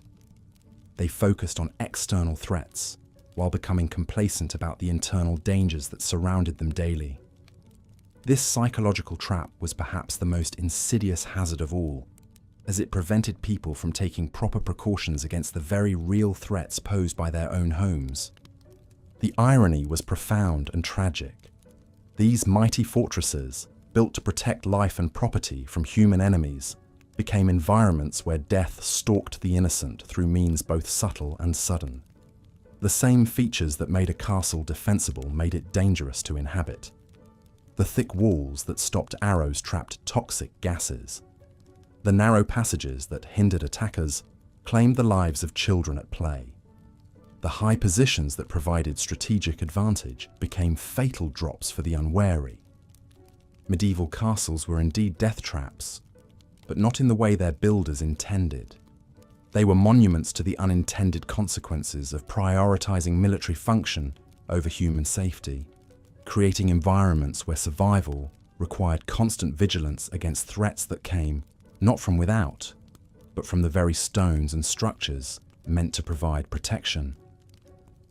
Looking at the provided script summary and reference materials, I'll continue from where Part 6 left off, focusing on the environmental and psychological hazards that made medieval castles death traps for their inhabitants. Beyond the immediate physical dangers of collapse, fire, and contamination, medieval castles subjected their residents to a host of environmental hazards that could prove just as deadly over time. The very design features that made these fortresses so formidable against enemies often created treacherous conditions for those living within their walls. During the harsh winter months, castle inhabitants faced the constant threat of hypothermia and frostbite.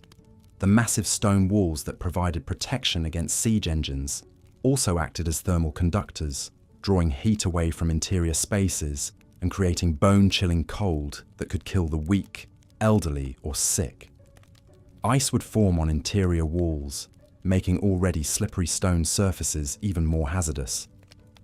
Servants carrying heavy loads up and down icy staircases frequently slipped and fell, suffering broken bones or worse. The narrow arrow slits and small windows that prevented enemy archers from finding targets also severely limited natural light and ventilation. During winter storms, these openings had to be shuttered completely, plunging castle interiors into near-total darkness for days at a time. Residents stumbled through pitch-black corridors, falling down stairs, walking into walls, or accidentally stepping into open wells and cisterns. The lack of adequate lighting made every movement a potential death sentence. Water presented perhaps the most insidious environmental threat. Castle designers prioritized defensive considerations over drainage, creating structures that trapped moisture and humidity. Stagnant water collected in poorly designed courtyards, cellars, and defensive ditches, becoming breeding grounds for disease-carrying insects and creating treacherous patches of ice in winter. The very moats that protected castles from assault became death traps for residents who might slip and fall into the murky depths during nighttime movements or while attempting to fetch water during sieges. Medieval castle dwellers also faced the psychological torment of prolonged isolation and confinement. During extended sieges, residents could be trapped within the castle walls for months, slowly consuming dwindling food supplies while watching friends and family members sicken and die. The constant stress of potential attack, combined with overcrowded living conditions and poor sanitation, created an atmosphere of paranoia and despair that drove some inhabitants to madness or suicide. The hierarchical nature of castle society meant that lower status residents bore the brunt of these environmental hazards, while lords and ladies occupied the relatively safer upper floors of keeps. Servants and soldiers were relegated to basement chambers, guard towers, and outer buildings where dangers multiplied. These unfortunate souls faced not only the structural risks of older, poorly maintained sections of the castle, but also the additional hazards of working in the most exposed and dangerous areas. Pest infestations added another layer of misery and danger to castle life. The thick stone walls and numerous hiding places provided perfect habitats for rats, which carried fleas infected with bubonic plague and other diseases. These rodents contaminated food stores, gnawed through wooden supports, and spread disease throughout the castle population. Medieval residents had no effective means of controlling these infestations, leaving them vulnerable to repeated waves of pestilence. The accumulation of human and animal waste within castle walls created a toxic environment that slowly poisoned inhabitants over time. Garderobes emptied into pits or chutes that often overflowed during heavy rains, sending sewage flowing through lower levels of the castle. The resulting contamination of water supplies and living spaces exposed residents to cholera, dysentery, and typhoid fever. Even those who survived the immediate effects of such diseases often suffered long-term health consequences that shortened their lives significantly. Perhaps most tragically, the very features that made castles symbols of power and prestige also made them elaborate death traps for the people they were meant to protect. The massive walls that projected strength could collapse without warning. The defensive mechanisms designed to repel invaders could malfunction and kill defenders. The water systems meant to sustain life during sieges could become conduits for disease and death. In their single-minded focus on military effectiveness, medieval castle builders created structures that were fundamentally hostile to human habitation. Every design decision prioritized defensive capability over safety, comfort, or health. The result was a building type that, while militarily impressive, subjected its inhabitants to a constant array of mortal dangers that claimed lives as surely as any enemy sword or siege engine. The irony of medieval castles is that they succeeded brilliantly at their intended purpose of military defense while simultaneously failing catastrophically at their secondary function of providing safe shelter for human beings. These monuments to medieval engineering prowess stand today as reminders not only of the ingenuity of their builders, but also of the terrible price paid by those who lived and died within their walls. In seeking to create impregnable fortresses, medieval architects inadvertently designed some of history's most elaborate and deadly death traps. Here's part 8 of the 12-part script for Why Medieval Castles Were Death Traps. Even the simplest daily routines within castle walls posed extraordinary dangers to inhabitants. Take the matter of sleeping arrangements, something we consider a basic human comfort. In medieval castles, even rest itself could become a death sentence. The great halls where many servants and soldiers slept were death traps disguised as dormitories. These massive spaces, designed to accommodate dozens of people, created a perfect storm of hazardous conditions that could turn a peaceful night's sleep into a nightmare of injury or death. Picture sleeping shoulder to shoulder with 50 other souls on straw pallets scattered across cold stone floors. The communal sleeping arrangements meant that disease spread like wildfire through the ranks. When one person fell ill with plague, typhoid, or any number of medieval maladies, the entire hall became infected within days. The straw bedding, rarely changed and often crawling with vermin, harbored fleas and lice that carried deadly diseases from person to person. Many inhabitants would go to sleep healthy and wake up with the telltale signs of bubonic plague, or never wake up at all. The primitive heating systems posed their own lethal threats. Great hearths burned constantly to ward off the bitter cold, but these massive fires created invisible killers that claimed lives silently in the night. Carbon monoxide poisoning was rampant but completely misunderstood.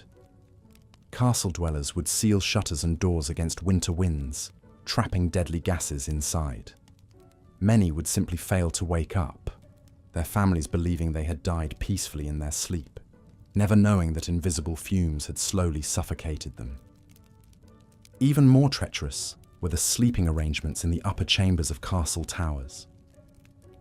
Noble families and important guests were housed in these supposedly prestigious quarters, but they were essentially death traps suspended high above the ground. The circular stairs leading to these chambers were deliberately designed as defensive features, spiraling clockwise to disadvantage attacking swordsmen. However, this same design made them incredibly dangerous for daily use, especially in darkness. Imagine stumbling down these narrow, uneven stone steps in the middle of the night, perhaps after consuming wine at dinner or when nature called urgently. There were no handrails, no consistent step heights, and certainly no lighting. The steps were often worn smooth by centuries of use, becoming treacherously slippery when wet. A single misstep could send someone tumbling down 20 or 30 stone steps, breaking bones or necks in the process. Many castle inhabitants met their end this way, their bodies discovered crumpled at the bottom of tower stairs come morning. The private chambers themselves harbored hidden dangers that could strike without warning. Heavy wooden beams, constantly expanding and contracting with temperature changes and bearing enormous weight, would occasionally fail catastrophically. These massive oak timbers, some weighing several tons, could crash down without warning, crushing anyone unfortunate enough to be beneath them. The groaning and creaking of old wood was so common that inhabitants learned to ignore it, often missing the warning signs of imminent collapse. Window openings in sleeping chambers presented another deadly hazard. These apertures, designed primarily for defense rather than comfort, were often little more than narrow slits in thick stone walls. But in grander chambers, larger windows were sometimes installed, and these became death traps for the unwary. Without glass in many cases, or with only crude shutters for protection, people could easily fall through these openings, especially during winter months when ice made surfaces treacherous. Children were particularly vulnerable, and many noble families lost heirs to such accidents. The very beds themselves could become instruments of death. Heavy wooden frames, often elaborately carved and fitted with thick curtains for privacy and warmth, could collapse without warning. The rope supports that held straw mattresses would rot or snap, sending sleepers crashing to the floor. More insidiously, the enclosed nature of curtained beds created perfect conditions for suffocation. The heavy fabrics trapped carbon dioxide and reduced oxygen levels, particularly dangerous for elderly or infirm occupants who might not have the strength to push through heavy curtains if they became tangled.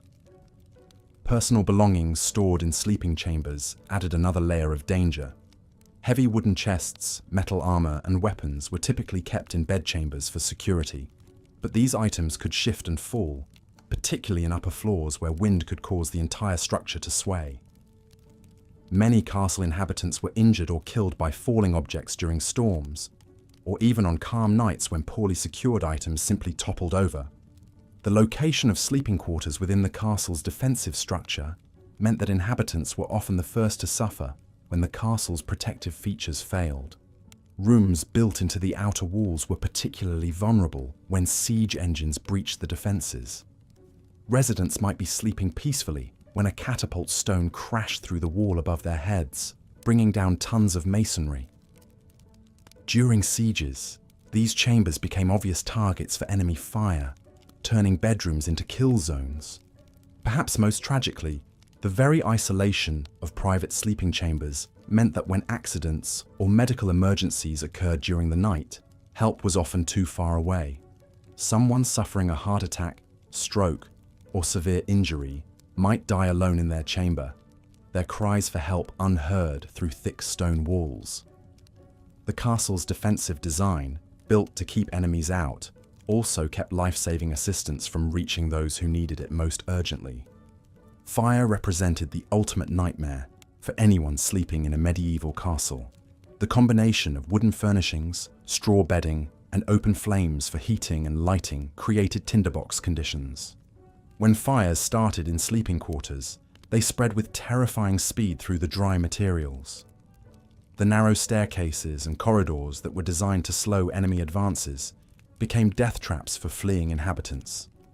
Many people died, not from the flames themselves, but from smoke inhalation as they tried desperately to escape through the castle's maze-like interior. The communal nature of castle life meant that privacy was rare, but it also meant that dangerous individuals might share sleeping spaces with the innocent. Mentally unstable servants, criminals pressed into service, or simply desperate people driven to violence by harsh conditions could pose threats to their sleeping companions. Without proper supervision or security in these shared spaces, assaults, thefts, and even murders occurred with disturbing frequency. Water damage from the castle's primitive plumbing and drainage systems frequently affected sleeping areas, creating dangerous conditions that could persist for months. Leaking roofs and walls would saturate wooden floors and support beams, causing them to rot and weaken. Many inhabitants fell through floors that appeared solid, but had been undermined by persistent moisture. The dampness also promoted the growth of deadly molds and fungi that poisoned the air and caused respiratory illnesses that could prove fatal over time. Even the act of dressing and undressing in these chambers carried risks. The combination of poor lighting, uneven floors, and heavy medieval clothing created numerous opportunities for accidents. People would trip over their own robes, catch clothing on protruding stones or wooden splinters, or lose their balance while putting on heavy boots or armor. These seemingly minor mishaps could result in serious injuries, particularly when they occurred near open windows or steep stairs. The psychological toll of sleeping in such dangerous conditions cannot be understated. The constant awareness of potential threats created chronic stress and sleep deprivation among castle inhabitants. This exhaustion led to poor judgment and increased accident rates during the day, creating a vicious cycle where the dangers of nighttime affected daytime safety as well.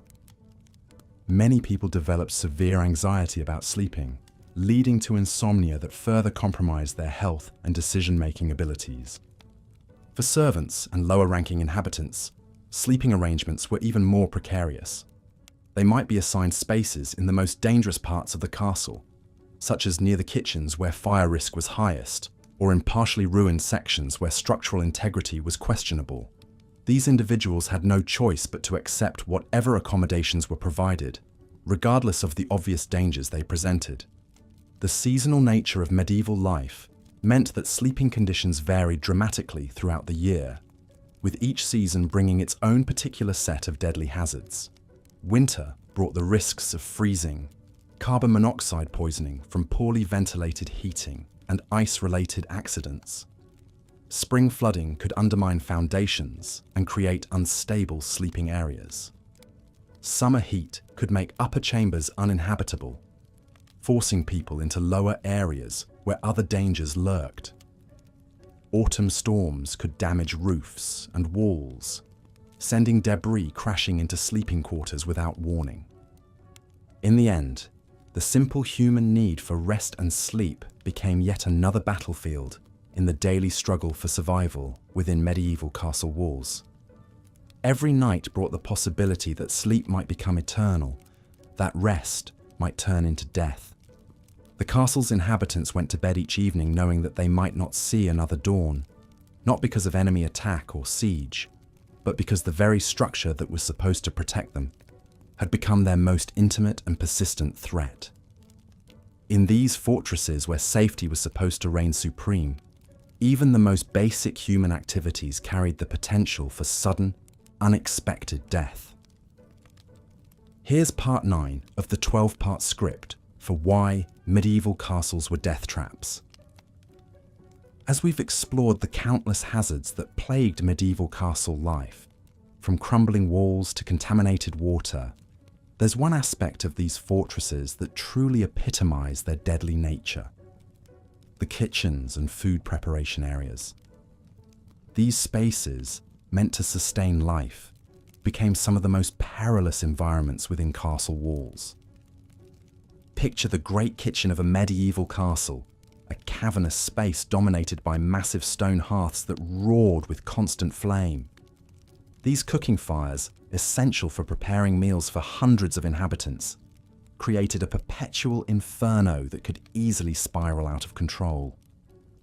The kitchen walls, blackened with decades of soot and grease, were essentially giant tinderboxes, waiting for a single spark to ignite them. Wooden beams overhead, dried by years of heat and saturated with cooking fats, could burst into flames with terrifying speed. The kitchen staff worked in conditions that would horrify modern safety inspectors. Scullery maids and kitchen boys scurried between blazing hearths, carrying buckets of scalding water and platters of searing meat. Burns were so common, they were considered an occupational hazard rather than an accident. Many kitchen workers bore the permanent scars of their trade, with hands and arms marked by countless encounters with hot metal, boiling liquids, and open flames. The very architecture of these kitchens created deadly traps. Narrow doorways that could accommodate only one person at a time became bottlenecks during emergencies. When fires broke out, which they did with alarming frequency, workers found themselves trapped between walls of flame with no escape route. The high stone walls that contained the heat also contained the people, turning the kitchen into a furnace with human fuel. Water, that most basic necessity, presented its own lethal challenges within castle kitchens. Wells were often contaminated by seepage from primitive sewage systems or tainted by the decomposing bodies of animals that had fallen into the water source. The castle's water supply frequently harbored deadly bacteria and parasites that could kill as efficiently as any sword. Kitchen workers who drank from these sources faced constant risk of dysentery, typhoid, and cholera. Food storage areas were breeding grounds for vermin and disease. Grain stores attracted rats by the thousands, and these rodents brought with them fleas carrying bubonic plague. The Black Death, which devastated Europe in the 14th century, often entered castles through their very kitchens and storerooms. Meat hung in cool chambers to cure would rot in warm weather, filling storage areas with toxic fumes and deadly bacteria. Even the salt used to preserve food could be contaminated with lead and other poisonous substances. The preparation of meals itself was fraught with danger. Massive cauldrons suspended over roaring fires could tip without warning, spilling boiling liquids across anyone unfortunate enough to be nearby. Kitchen knives, kept razor-sharp for cutting through tough meat and bone, caused frequent accidents in the dim, smoke-filled environment. The combination of poor lighting, slippery floors, and deadly implements created a workplace where serious injury was not a matter of if, but when. Smoke from the cooking fires created another silent killer. Medieval kitchens had primitive ventilation systems at best, and the constant inhalation of thick, acrid smoke damaged the lungs of everyone who worked there. Many kitchen staff developed chronic respiratory conditions that slowly strangled their ability to breathe. The smoke also reduced visibility to dangerous levels, making it difficult to see hazards until it was too late. The hierarchy of castle kitchens created additional dangers for those at the bottom of the social ladder. Young apprentices and servants were often forced to perform the most dangerous tasks with little training or protection. They might be ordered to clean out hot ovens while embers still glowed, or to venture into smoke-filled storage areas to retrieve supplies during fires. Their expendable status meant their safety was rarely a concern for their superiors. Poisoning, whether accidental or intentional, was another constant threat in castle kitchens. Spoiled food was common due to poor preservation methods and lack of refrigeration. Cooks had to rely on smell and taste to determine if meat was safe to eat, but these senses were often dulled by the constant exposure to smoke and strong odors. Ergot poisoning from contaminated grain could cause hallucinations, convulsions, and death. Lead poisoning from pewter plates and cups used in food preparation created slow, agonizing illness. The very people responsible for feeding the castle faced the greatest food insecurity. Kitchen workers were often fed scraps and leftovers, the least nutritious and most potentially dangerous portions of meals. Malnutrition weakened their immune systems, making them more susceptible to the diseases that flourished in the unsanitary kitchen environment. Ironically, those who prepared feasts for nobles often went hungry themselves. Accidents with cooking equipment were particularly gruesome in an age without proper medical care. A worker might be scalded by steam from a boiling pot, burned by molten fat, or crushed by falling equipment. Without antibiotics or proper wound care, even minor injuries could become infected and led to death. The primitive medical knowledge of the time meant that treatments were often more harmful than the original injury. The seasonal nature of food supplies created periods of extreme stress in castle kitchens. During times of siege or famine, kitchen staff were under enormous pressure to stretch dwindling supplies. They might be forced to prepare food from questionable sources, or to work longer hours under even more dangerous conditions. The desperation of these times led to increased accidents and poor decision-making that put everyone at risk. Even the act of obtaining ingredients could be deadly. Kitchen workers might be sent to gather herbs from areas where poisonous plants grew alongside edible ones.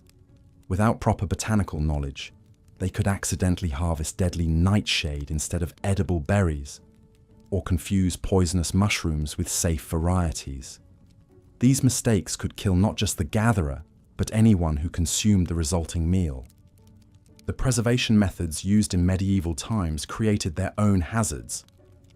Smoking meat required tending fires for days, increasing the risk of burns and smoke inhalation. Salting food required handling large quantities of coarse salt that could cause severe cuts and chemical burns. Pickling involved working with strong acids that could cause blindness if splashed in the eyes. Fire remained the greatest threat of all in castle kitchens. The combination of open flames, wooden structures, and flammable materials created perfect conditions for catastrophic blazes. When kitchen fires spread, they could consume entire sections of a castle with terrifying speed. The narrow staircases and corridors that led to and from kitchens became death traps as people struggled to escape the advancing flames. The psychological toll of working in such dangerous conditions cannot be underestimated. Kitchen workers lived in constant fear of injury, illness, or death. This stress weakened their immune systems and made them more prone to accidents. The high turnover rate in castle kitchens was due not just to the physical dangers, but to the mental exhaustion of living under such constant threat. Water-related accidents were particularly common in castle kitchens. Wells and cisterns, essential for cooking and cleaning, were often inadequately covered or protected. Kitchen workers regularly fell into these water sources while drawing water in dark or icy conditions. The weight of full water buckets caused many to slip on wet stone floors, leading to broken bones and head injuries that could prove fatal. The irony of medieval castle kitchens was profound. The very spaces designed to sustain life became some of the most lethal areas within these fortifications. The daily necessity of preparing food transformed into a deadly gamble, where workers risked their lives to feed others. These kitchens embodied the fundamental contradiction of medieval castles themselves, structures built for protection that became monuments to human suffering and death. In examining these kitchen hazards, we see how the medieval approach to castle design prioritized military function over human safety at every level. From the grandest lord to the humblest scullery maid, no one was truly safe within these walls. The kitchens serve as a microcosm of the broader castle environment, where death lurked in every corner and survival was never guaranteed. The legacy of these dangerous kitchens reminds us that medieval castles, for all their impressive architecture and romantic appeal, were fundamentally places where human life was considered expendable in service of military and political goals. They stand as monuments not just to medieval engineering, but to the countless lives lost in their construction, maintenance, and daily operation. Why medieval castles were death traps, Part 10. As we've explored the countless hazards that plagued medieval castle life, from the obvious dangers of warfare to the hidden perils of everyday existence, we must now turn our attention to perhaps the most insidious threat of all, the psychological toll these fortress prisons exacted on their inhabitants. For while we've examined how medieval castles could kill the body through disease, accident, and structural failure, they were equally adept at slowly destroying the human spirit. Picture yourself confined within the massive stone walls of a medieval castle during the long winter months. The thick walls that promised protection from enemies also blocked out the sun's warming rays, leaving vast chambers perpetually shrouded in gloom. Small, narrow windows designed to prevent arrow attacks also prevented adequate light from penetrating the interior spaces. Oil lamps and candles provided only flickering, inadequate illumination, casting dancing shadows that played tricks on the mind during the endless dark hours. The isolation was perhaps the cruelest torment of all. Medieval castles were often built in remote, strategic locations far from populated areas. During times of siege or harsh weather, inhabitants could find themselves completely cut off from the outside world for months at a time. The same moat that kept enemies out also kept the inhabitants trapped within, creating a sense of being buried alive within their stone tomb. Consider the plight of Lady Eleanor de Montfort, whose husband's castle in the Welsh borderlands was besieged during the winter of 1282. Her personal letters, discovered centuries later, reveal the gradual deterioration of her mental state as the siege dragged on for 4 months. Initially defiant and hopeful, her correspondence grew increasingly desperate and disjointed as the weeks passed. She wrote of hearing voices in the walls, of shadows moving in her peripheral vision, and of an overwhelming urge to throw herself from the castle's highest tower just to escape the suffocating confinement. The constant fear was another psychological poison that infected castle life. Even during peacetime, the very design of these fortresses served as a daily reminder of the violence that could erupt at any moment. Murder holes gaped overhead like hungry mouths. Arrow slits watched like sinister eyes. The portcullis hung like an executioner's blade, ready to crash down and trap inhabitants within or without. Living surrounded by such reminders of death and warfare took a profound toll on the human psyche. Children born and raised within castle walls often developed what medieval chroniclers described as fortress madness, a condition characterized by extreme anxiety when venturing beyond the castle walls, violent nightmares, and an obsessive fear of open spaces. These young souls, who should have been playing in meadows and exploring forests, instead grew up in a world of stone corridors and defensive positions, their natural development stunted by the oppressive environment.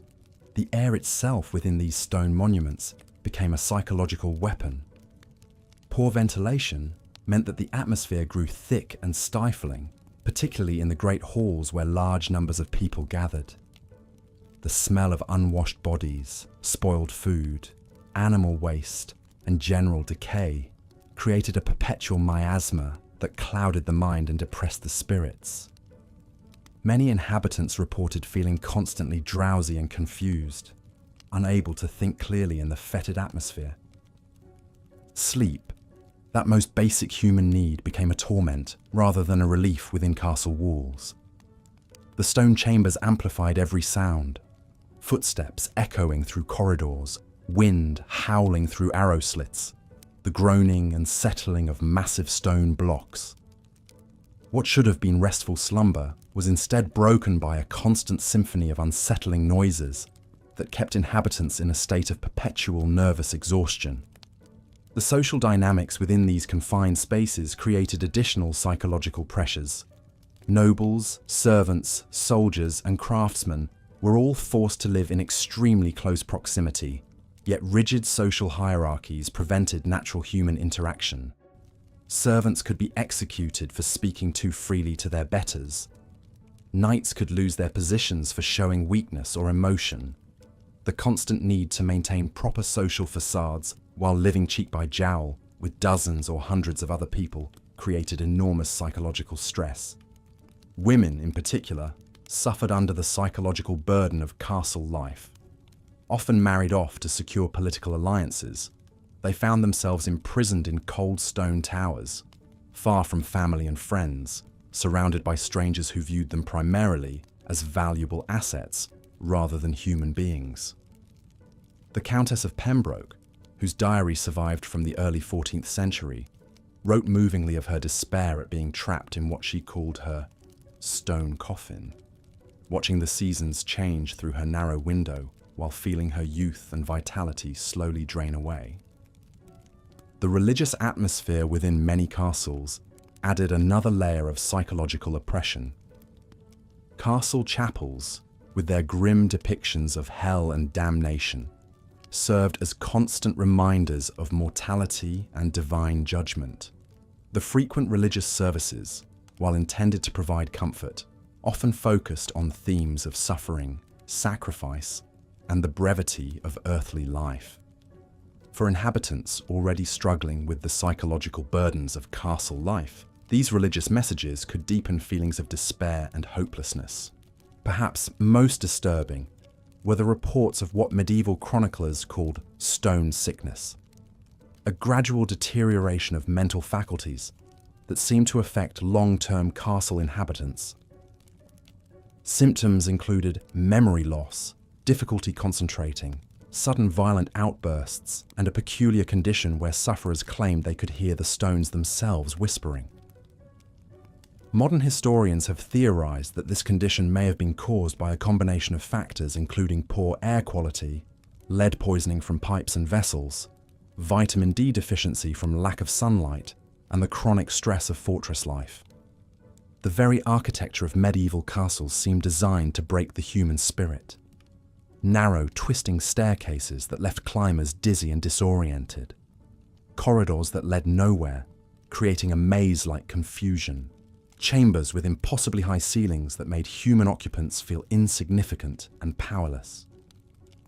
Every element of castle design, while serving defensive purposes, also served to remind inhabitants of their vulnerability and mortality. Seasonal depression took on new depths of meaning within castle walls. As autumn gave way to winter, the already limited natural light dwindled to almost nothing. The thick stone walls, which retained cold as effectively as they retained heat, created internal temperatures that remained uncomfortably frigid regardless of the number of fires lit. Inhabitants reported feeling as though they were slowly freezing from the inside out, their very souls growing cold along with their bodies. The psychological impact extended beyond the castle walls themselves.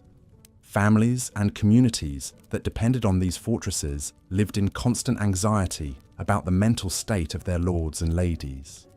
A psychologically unstable castle lord could make life or death decisions that affected hundreds or thousands of people.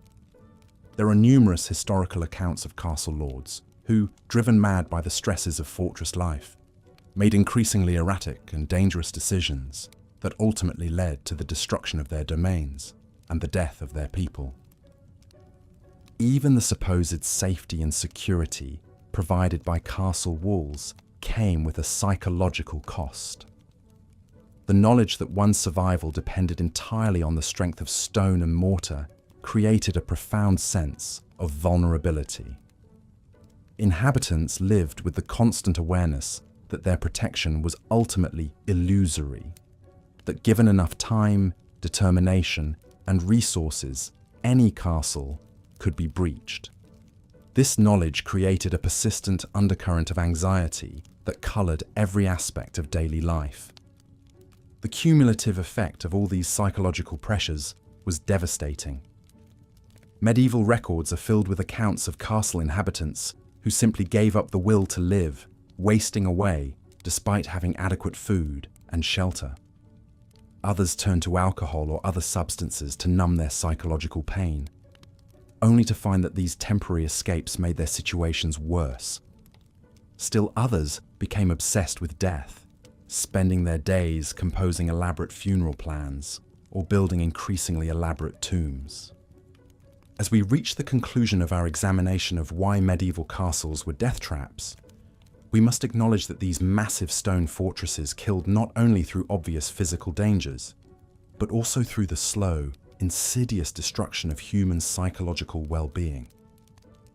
They were monuments to humanity's ingenuity in creating structures that could withstand siege engines and armies, yet they were also testaments to our species' remarkable ability to create environments that were hostile to our own flourishing. The medieval castle stands as a stark reminder that survival and living are not the same thing. While these fortresses may have kept their inhabitants alive in the narrow sense of preventing immediate death from enemy action, they simultaneously created conditions that made truly living, with joy, freedom, and psychological health, nearly impossible. In their single-minded focus on military effectiveness, Medieval castle builders created structures that were as much prisons as they were protections, death traps that killed the spirit even as they preserved the body. In understanding these psychological dimensions of castle life, we gain a deeper appreciation for the true cost of medieval warfare and the heavy price paid by those who lived within these stone monuments to human conflict. The medieval castle was indeed a death trap, but perhaps its most insidious quality was its ability to trap not just the body, but the very essence of what makes us human. Looking at the existing script content, which has covered the deadly nature of medieval castles comprehensively across 10 parts, here's part 11, continuing the narrative. As winter descended upon the medieval landscape, the deadly nature of castles reached its most perilous peak. The very season that should have provided shelter and protection transformed these stone fortresses into frozen monuments to human suffering. When snow began to fall and ice formed on the battlements, the castle's numerous hazards multiplied exponentially, creating a perfect storm of danger that claimed more lives during the dark months than any siege ever could. The first and most immediate threat came from the castle's heating systems, or rather, the catastrophic lack thereof. Medieval castles were notoriously impossible to heat effectively. The massive stone walls that provided protection from enemies also acted as enormous heat sinks, absorbing what little warmth could be generated and radiating it uselessly into the winter air. Great halls that might accommodate hundreds during summer feasts became Arctic chambers, where breath froze in the air and wine turned to slush in goblets. The central hearths, while impressive in scale, were woefully inadequate for heating such vast spaces.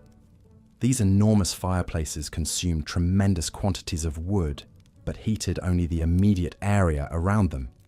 Beyond a radius of perhaps 10 feet, the temperature dropped precipitously, creating dangerous thermal gradients that could cause rapid onset hypothermia in anyone who ventured too far from the flames. Servants and guards who had to move throughout the castle faced constant exposure to life-threatening cold, their extremities going numb and their core body temperatures dropping to dangerous levels. The smoke from these massive fires created its own deadly hazards. Without proper ventilation systems, thick clouds of acrid smoke would fill the halls, especially when wind conditions were unfavorable. The smoke carried deadly carbon monoxide, an invisible killer that would silently poison inhabitants. Many castle dwellers died in their sleep from carbon monoxide poisoning, their bodies discovered only when servants came to wake them in the morning. The combination of insufficient oxygen and toxic fumes created an atmosphere that was literally poisonous to breathe. Water systems, already problematic during warmer months, became death traps in winter. Wells would freeze solid, cutting off the primary water supply and forcing inhabitants to rely on stored water that quickly became contaminated. The lack of fresh water led to increased consumption of ale and wine, which, while safer than stagnant water, led to widespread alcoholism and impaired judgment that resulted in countless accidents and poor decisions. Even more dangerous were the attempts to obtain water from frozen sources. Desperate inhabitants would venture onto frozen moats or attempt to break ice from wells, often falling through and drowning in the frigid water below. The weight of armor and heavy winter clothing made escape from such situations virtually impossible. Bodies would often remain trapped under ice until spring thaw revealed the grisly extent of winter's toll. The castle's sanitation systems, primitive at best during normal conditions, became completely non-functional in winter. Guardrobe chutes would freeze, creating massive blockages that caused human waste to back up into the living quarters. The stench became overwhelming, but more dangerous was the spread of disease through the contaminated environment. Dysentery, typhoid, and other waterborne illnesses ran rampant through the close quarters, killing inhabitants who had survived the initial cold. Food storage and preparation became matters of life and death during winter months. The castle's food stores, while impressive in quantity, were often inadequately preserved for extended cold periods. Root cellars would freeze, destroying stored vegetables and leaving inhabitants without essential nutrients. Scurvy became common as fresh produce disappeared entirely, causing teeth to fall out, wounds to fail to heal, and eventually death from internal bleeding. The process of cooking itself became incredibly hazardous. Kitchen fires, essential for food preparation and warmth, were constantly at risk of spreading out of control. The combination of desperate attempts to generate heat and the abundance of dried materials created tinderbox conditions. Many castles were partially or completely destroyed by fires that started in kitchens during winter months, trapping inhabitants in blazing stone chambers with no means of escape. Perhaps most insidious was the way winter darkness affected the psychological state of castle inhabitants. The long nights and short grey days created a crushing sense of isolation and despair. Seasonal depression, while not understood in medieval times, was a very real phenomenon that led to increased rates of suicide, violence, and reckless behaviour. The confined spaces and constant proximity to others in distress created a pressure cooker environment where minor disputes could explode into deadly conflicts. The castle's defensive features became particularly treacherous in winter conditions. Icy battlements and frozen walkways turned routine patrols into death-defying endeavours. Guards attempting to maintain watch would slip on ice-covered stones, plummeting to their deaths in the courtyards below. The narrow spiral staircases, already dangerous in normal conditions, became virtual death traps when covered with frost and ice. Many inhabitants died from falls down these treacherous passages, their bodies broken on the stone steps below. Arrow loops and murder holes, designed to provide defensive advantages, became channels for deadly winter winds that created hurricane-force drafts throughout the castle. These bitter winds would extinguish torches and candles, plunging areas into complete darkness while simultaneously dropping temperatures to lethal levels. The constant exposure to these bone-chilling drafts led to frostbite, pneumonia, and eventual death for many castle dwellers. The structural integrity of castles was severely compromised by winter conditions. The freeze-thaw cycle would force water into tiny cracks in the masonry, then expand as it froze, gradually splitting stones and weakening walls. This process, repeated over many winter cycles, led to sudden collapses of walls, roofs, and entire sections of castles. Inhabitants had no warning when centuries-old stones finally gave way, crushing anyone unfortunate enough to be beneath them. Storage areas became particularly dangerous during winter months. Grain stores, essential for survival, were often located in the coldest parts of the castle to prevent spoilage. However, these areas became so cold that spending any extended time in them could be fatal. Servants sent to retrieve supplies would sometimes be found frozen to death among the grain sacks, their bodies preserved by the very cold that was meant to protect the food. The psychological toll of winter confinement cannot be overstated. Castle inhabitants, already dealing with the stress of potential warfare and daily survival, found themselves trapped for months in increasingly desperate conditions. The combination of cold, hunger, disease, and isolation drove many to madness. Historical records speak of inhabitants who simply walked out into blizzards, preferring a quick death by freezing to the slow agony of winter castle life. Medical care, primitive under the best of circumstances, became virtually non-existent during winter months. Herbs and medicines would freeze and lose their potency, while the castle's physician, if there was one, was often among the first casualties of winter diseases. Without proper medical intervention, minor injuries became infected and gangrenous in the cold, damp conditions, leading to amputations or death. The daily routines that sustained castle life during warmer months became impossible to maintain in winter. Religious services, essential for maintaining morale, were often cancelled due to the impossibility of heating the chapel. The lack of spiritual comfort compounded the physical misery, leaving inhabitants without the psychological support they needed to endure the harsh conditions.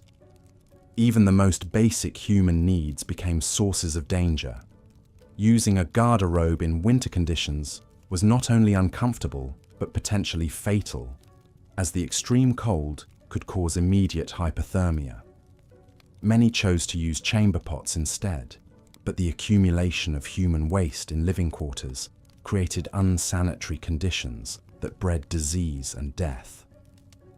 The castle's livestock, essential for food and materials, suffered tremendously during winter months. Animals would freeze to death in their stalls, depriving inhabitants of fresh meat, milk, and eggs. The death of horses was particularly catastrophic, as it eliminated any possibility of escape or communication with the outside world. Dead animals would often remain frozen in place until spring, creating additional health hazards as they eventually thawed and decomposed. Water for drinking, cooking, and cleaning had to be melted from snow and ice, a process that required constant fires and tremendous amounts of fuel. The competition for wood became so fierce that furniture, doors, and even structural elements were sometimes burned for warmth, further compromising the castle's integrity and livability. The isolation imposed by winter weather meant that any serious emergency became a death sentence for the entire castle population. If supplies ran low, if disease broke out, or if structural damage occurred, there was no possibility of outside assistance until spring. Many castles that were thriving communities in autumn were discovered in spring to contain nothing but frozen corpses, mute testimony to winter's deadly embrace. The irony was profound and tragic. These massive stone fortresses, built at enormous cost and effort to protect their inhabitants from human enemies, became elaborate tombs during the very season when protection was most needed.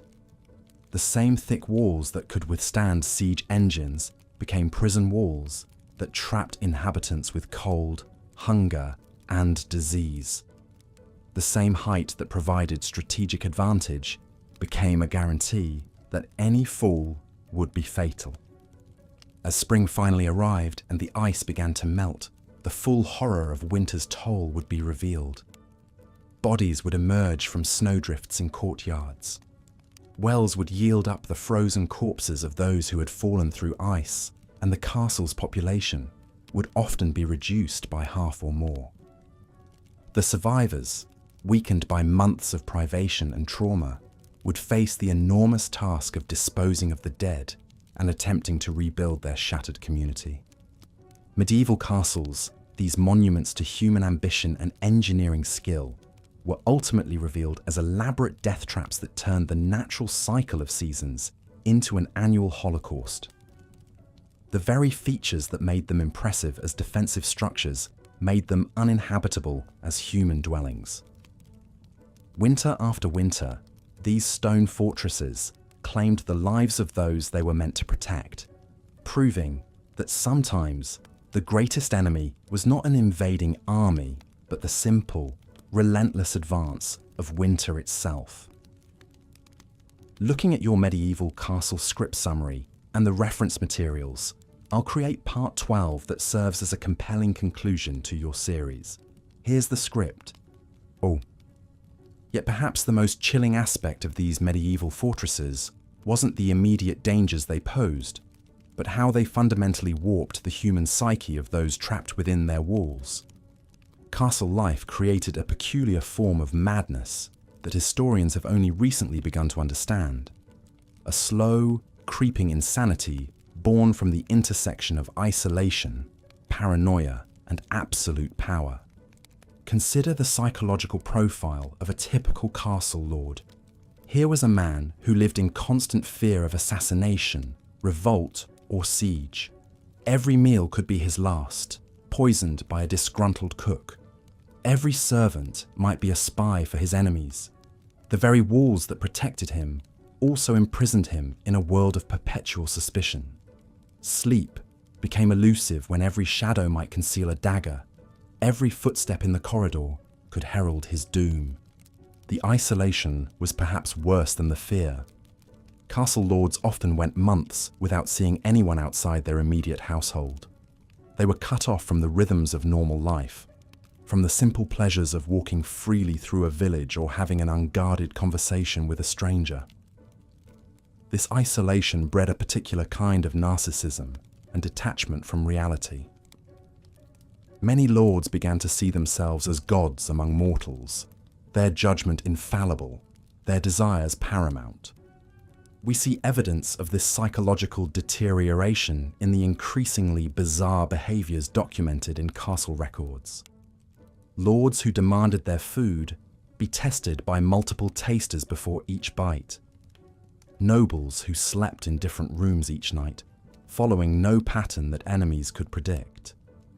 Castle rulers who became convinced that birds were spying on them, ordering the systematic slaughter of every raven and crow within miles of their fortress. The servants and guards fared no better psychologically, living under constant surveillance, knowing that any mistake could result in brutal punishment or death. They developed what we might now recognize as severe anxiety disorders. Many castle servants reported chronic insomnia, unable to sleep for fear of making a noise that might disturb their lord. Others became obsessively focused on minute details of their duties, checking and rechecking their work dozens of times. The children born in these environments suffered perhaps the most tragic psychological damage. Growing up surrounded by violence, paranoia, and death created adults who were fundamentally unable to trust or form healthy relationships. Many noble children were raised primarily by wet nurses and tutors, seeing their parents only during formal occasions. They learned early that affection was weakness, that trust was dangerous, and that power was the only thing that mattered. Castle chroniclers recorded disturbing accounts of noble children who tortured animals for entertainment, who showed no emotion when witnessing executions, who spoke casually of murder and betrayal as if discussing the weather. These weren't inherently evil children. They were products of an environment so toxic that it poisoned their developing minds. The seasonal patterns of castle life only amplified these psychological pressures. Winter months were particularly brutal, with everyone trapped together in close quarters for months at a time. The combination of limited daylight, poor nutrition, and cabin fever created explosive tensions. Castle records show that incidents of violence, both among servants and nobles, spiked dramatically during the winter months. Spring brought its own psychological challenges. After months of confinement, the sudden expansion of possibilities, travel, warfare, hunting, often triggered manic episodes in castle inhabitants. Lords would embark on reckless military campaigns or grandiose building projects, driven by a desperate need to assert control over a world that felt increasingly chaotic. The religious atmosphere of medieval castles added another layer of psychological torment. Chapel services were mandatory, often multiple times per day. The constant emphasis on sin, damnation, and divine judgment created a pervasive atmosphere of guilt and fear. Many castle inhabitants developed what we would now recognize as religious obsessive-compulsive disorder, performing elaborate rituals to ward off divine punishment. Castle confessors held enormous psychological power over inhabitants. These priests knew everyone's secrets, fears, and guilty thoughts. They could absolve or condemn with a word, and many used this power to manipulate castle politics. The knowledge that your deepest thoughts were being reported to both God and potentially your enemies created an additional layer of psychological stress. The economic pressures of maintaining a castle also took a severe psychological toll. Lords lived in constant fear of bankruptcy, knowing that financial ruin could mean the loss of everything: power, status, family, life itself. The enormous costs of maintaining walls, feeding armies, and projecting power meant that even wealthy nobles lived on the edge of financial disaster. This economic anxiety manifested in increasingly desperate behaviors. Lords would mortgage their children's futures, sell family heirlooms, or embark on risky ventures in pursuit of quick wealth. The psychological stress of these financial pressures often led to poor decision-making, creating a downward spiral of debt and desperation. The gender dynamics within castles created additional psychological trauma, particularly for women. Noble women lived under constant surveillance, their value measured primarily by their ability to produce male heirs. The knowledge that failure to bear sons could result in divorce, exile, or worse, created chronic anxiety that affected every aspect of their lives. Many noble women developed what castle physicians described as melancholy, what we would now recognize as severe depression. Trapped in loveless marriages, separated from their families, unable to make meaningful choices about their own lives. These women often retreated into fantasy worlds or religious obsession as coping mechanisms. The servants who witnessed these psychological breakdowns often suffered secondary trauma. They watched their lords and ladies descend into madness, knowing that any attempt to help or intervene could be interpreted as insolence or treason. This created a culture of willful blindness, where obvious mental illness was ignored until it manifested in violence. The accumulated psychological damage within castle walls created a toxic environment that poisoned everyone it touched. Servants who managed to escape castle life often struggled to adapt to normal society. They remained hypervigilant, unable to relax, expecting violence or betrayal at any moment. Many former castle inhabitants never learned to form healthy relationships or trust others. The children of castle servants faced their own unique psychological challenges. They grew up witnessing extreme inequality, seeing how the accident of birth determined whether someone lived in luxury or squalor. This often created either deep resentment and revolutionary tendencies, or conversely, an acceptance of inequality so complete that they never questioned their own subjugation. Perhaps most tragically, the psychological damage inflicted by castle life was passed down through generations. Noble families developed patterns of dysfunction that persisted for centuries, cycles of violence, paranoia, and emotional detachment that shaped entire bloodlines. The very structures designed to preserve family power often destroyed the families themselves. The training of young knights within castle walls created its own form of psychological damage. Boys as young as 7 were sent away from their families to serve as pages, beginning a process of deliberate dehumanization designed to create perfect warriors. They were taught to suppress all emotion except anger, to view violence as the solution to every problem, and to measure their worth solely through their ability to kill. This knightly education created men who were superb fighters, but utterly incapable of functioning in peaceful society. Many knights struggled with what we would now recognize as PTSD, having witnessed and participated in horrific violence from childhood. The romantic image of chivalrous knights masks the reality that these were often deeply damaged individuals, psychologically scarred by their training and experiences. The constant presence of death within castle walls created a peculiar form of desensitization that affected everyone. Public executions were entertainment, torture was routine, and casual violence was so common that inhabitants became numb to suffering. This emotional deadening was both a survival mechanism and a tragedy, creating people who had lost touch with their basic humanity. Castle inhabitants developed elaborate superstitions and rituals as psychological coping mechanisms. They wore amulets to ward off poison, performed complex ceremonies before eating, and created intricate systems of signs and portents to try to predict and control their dangerous environment.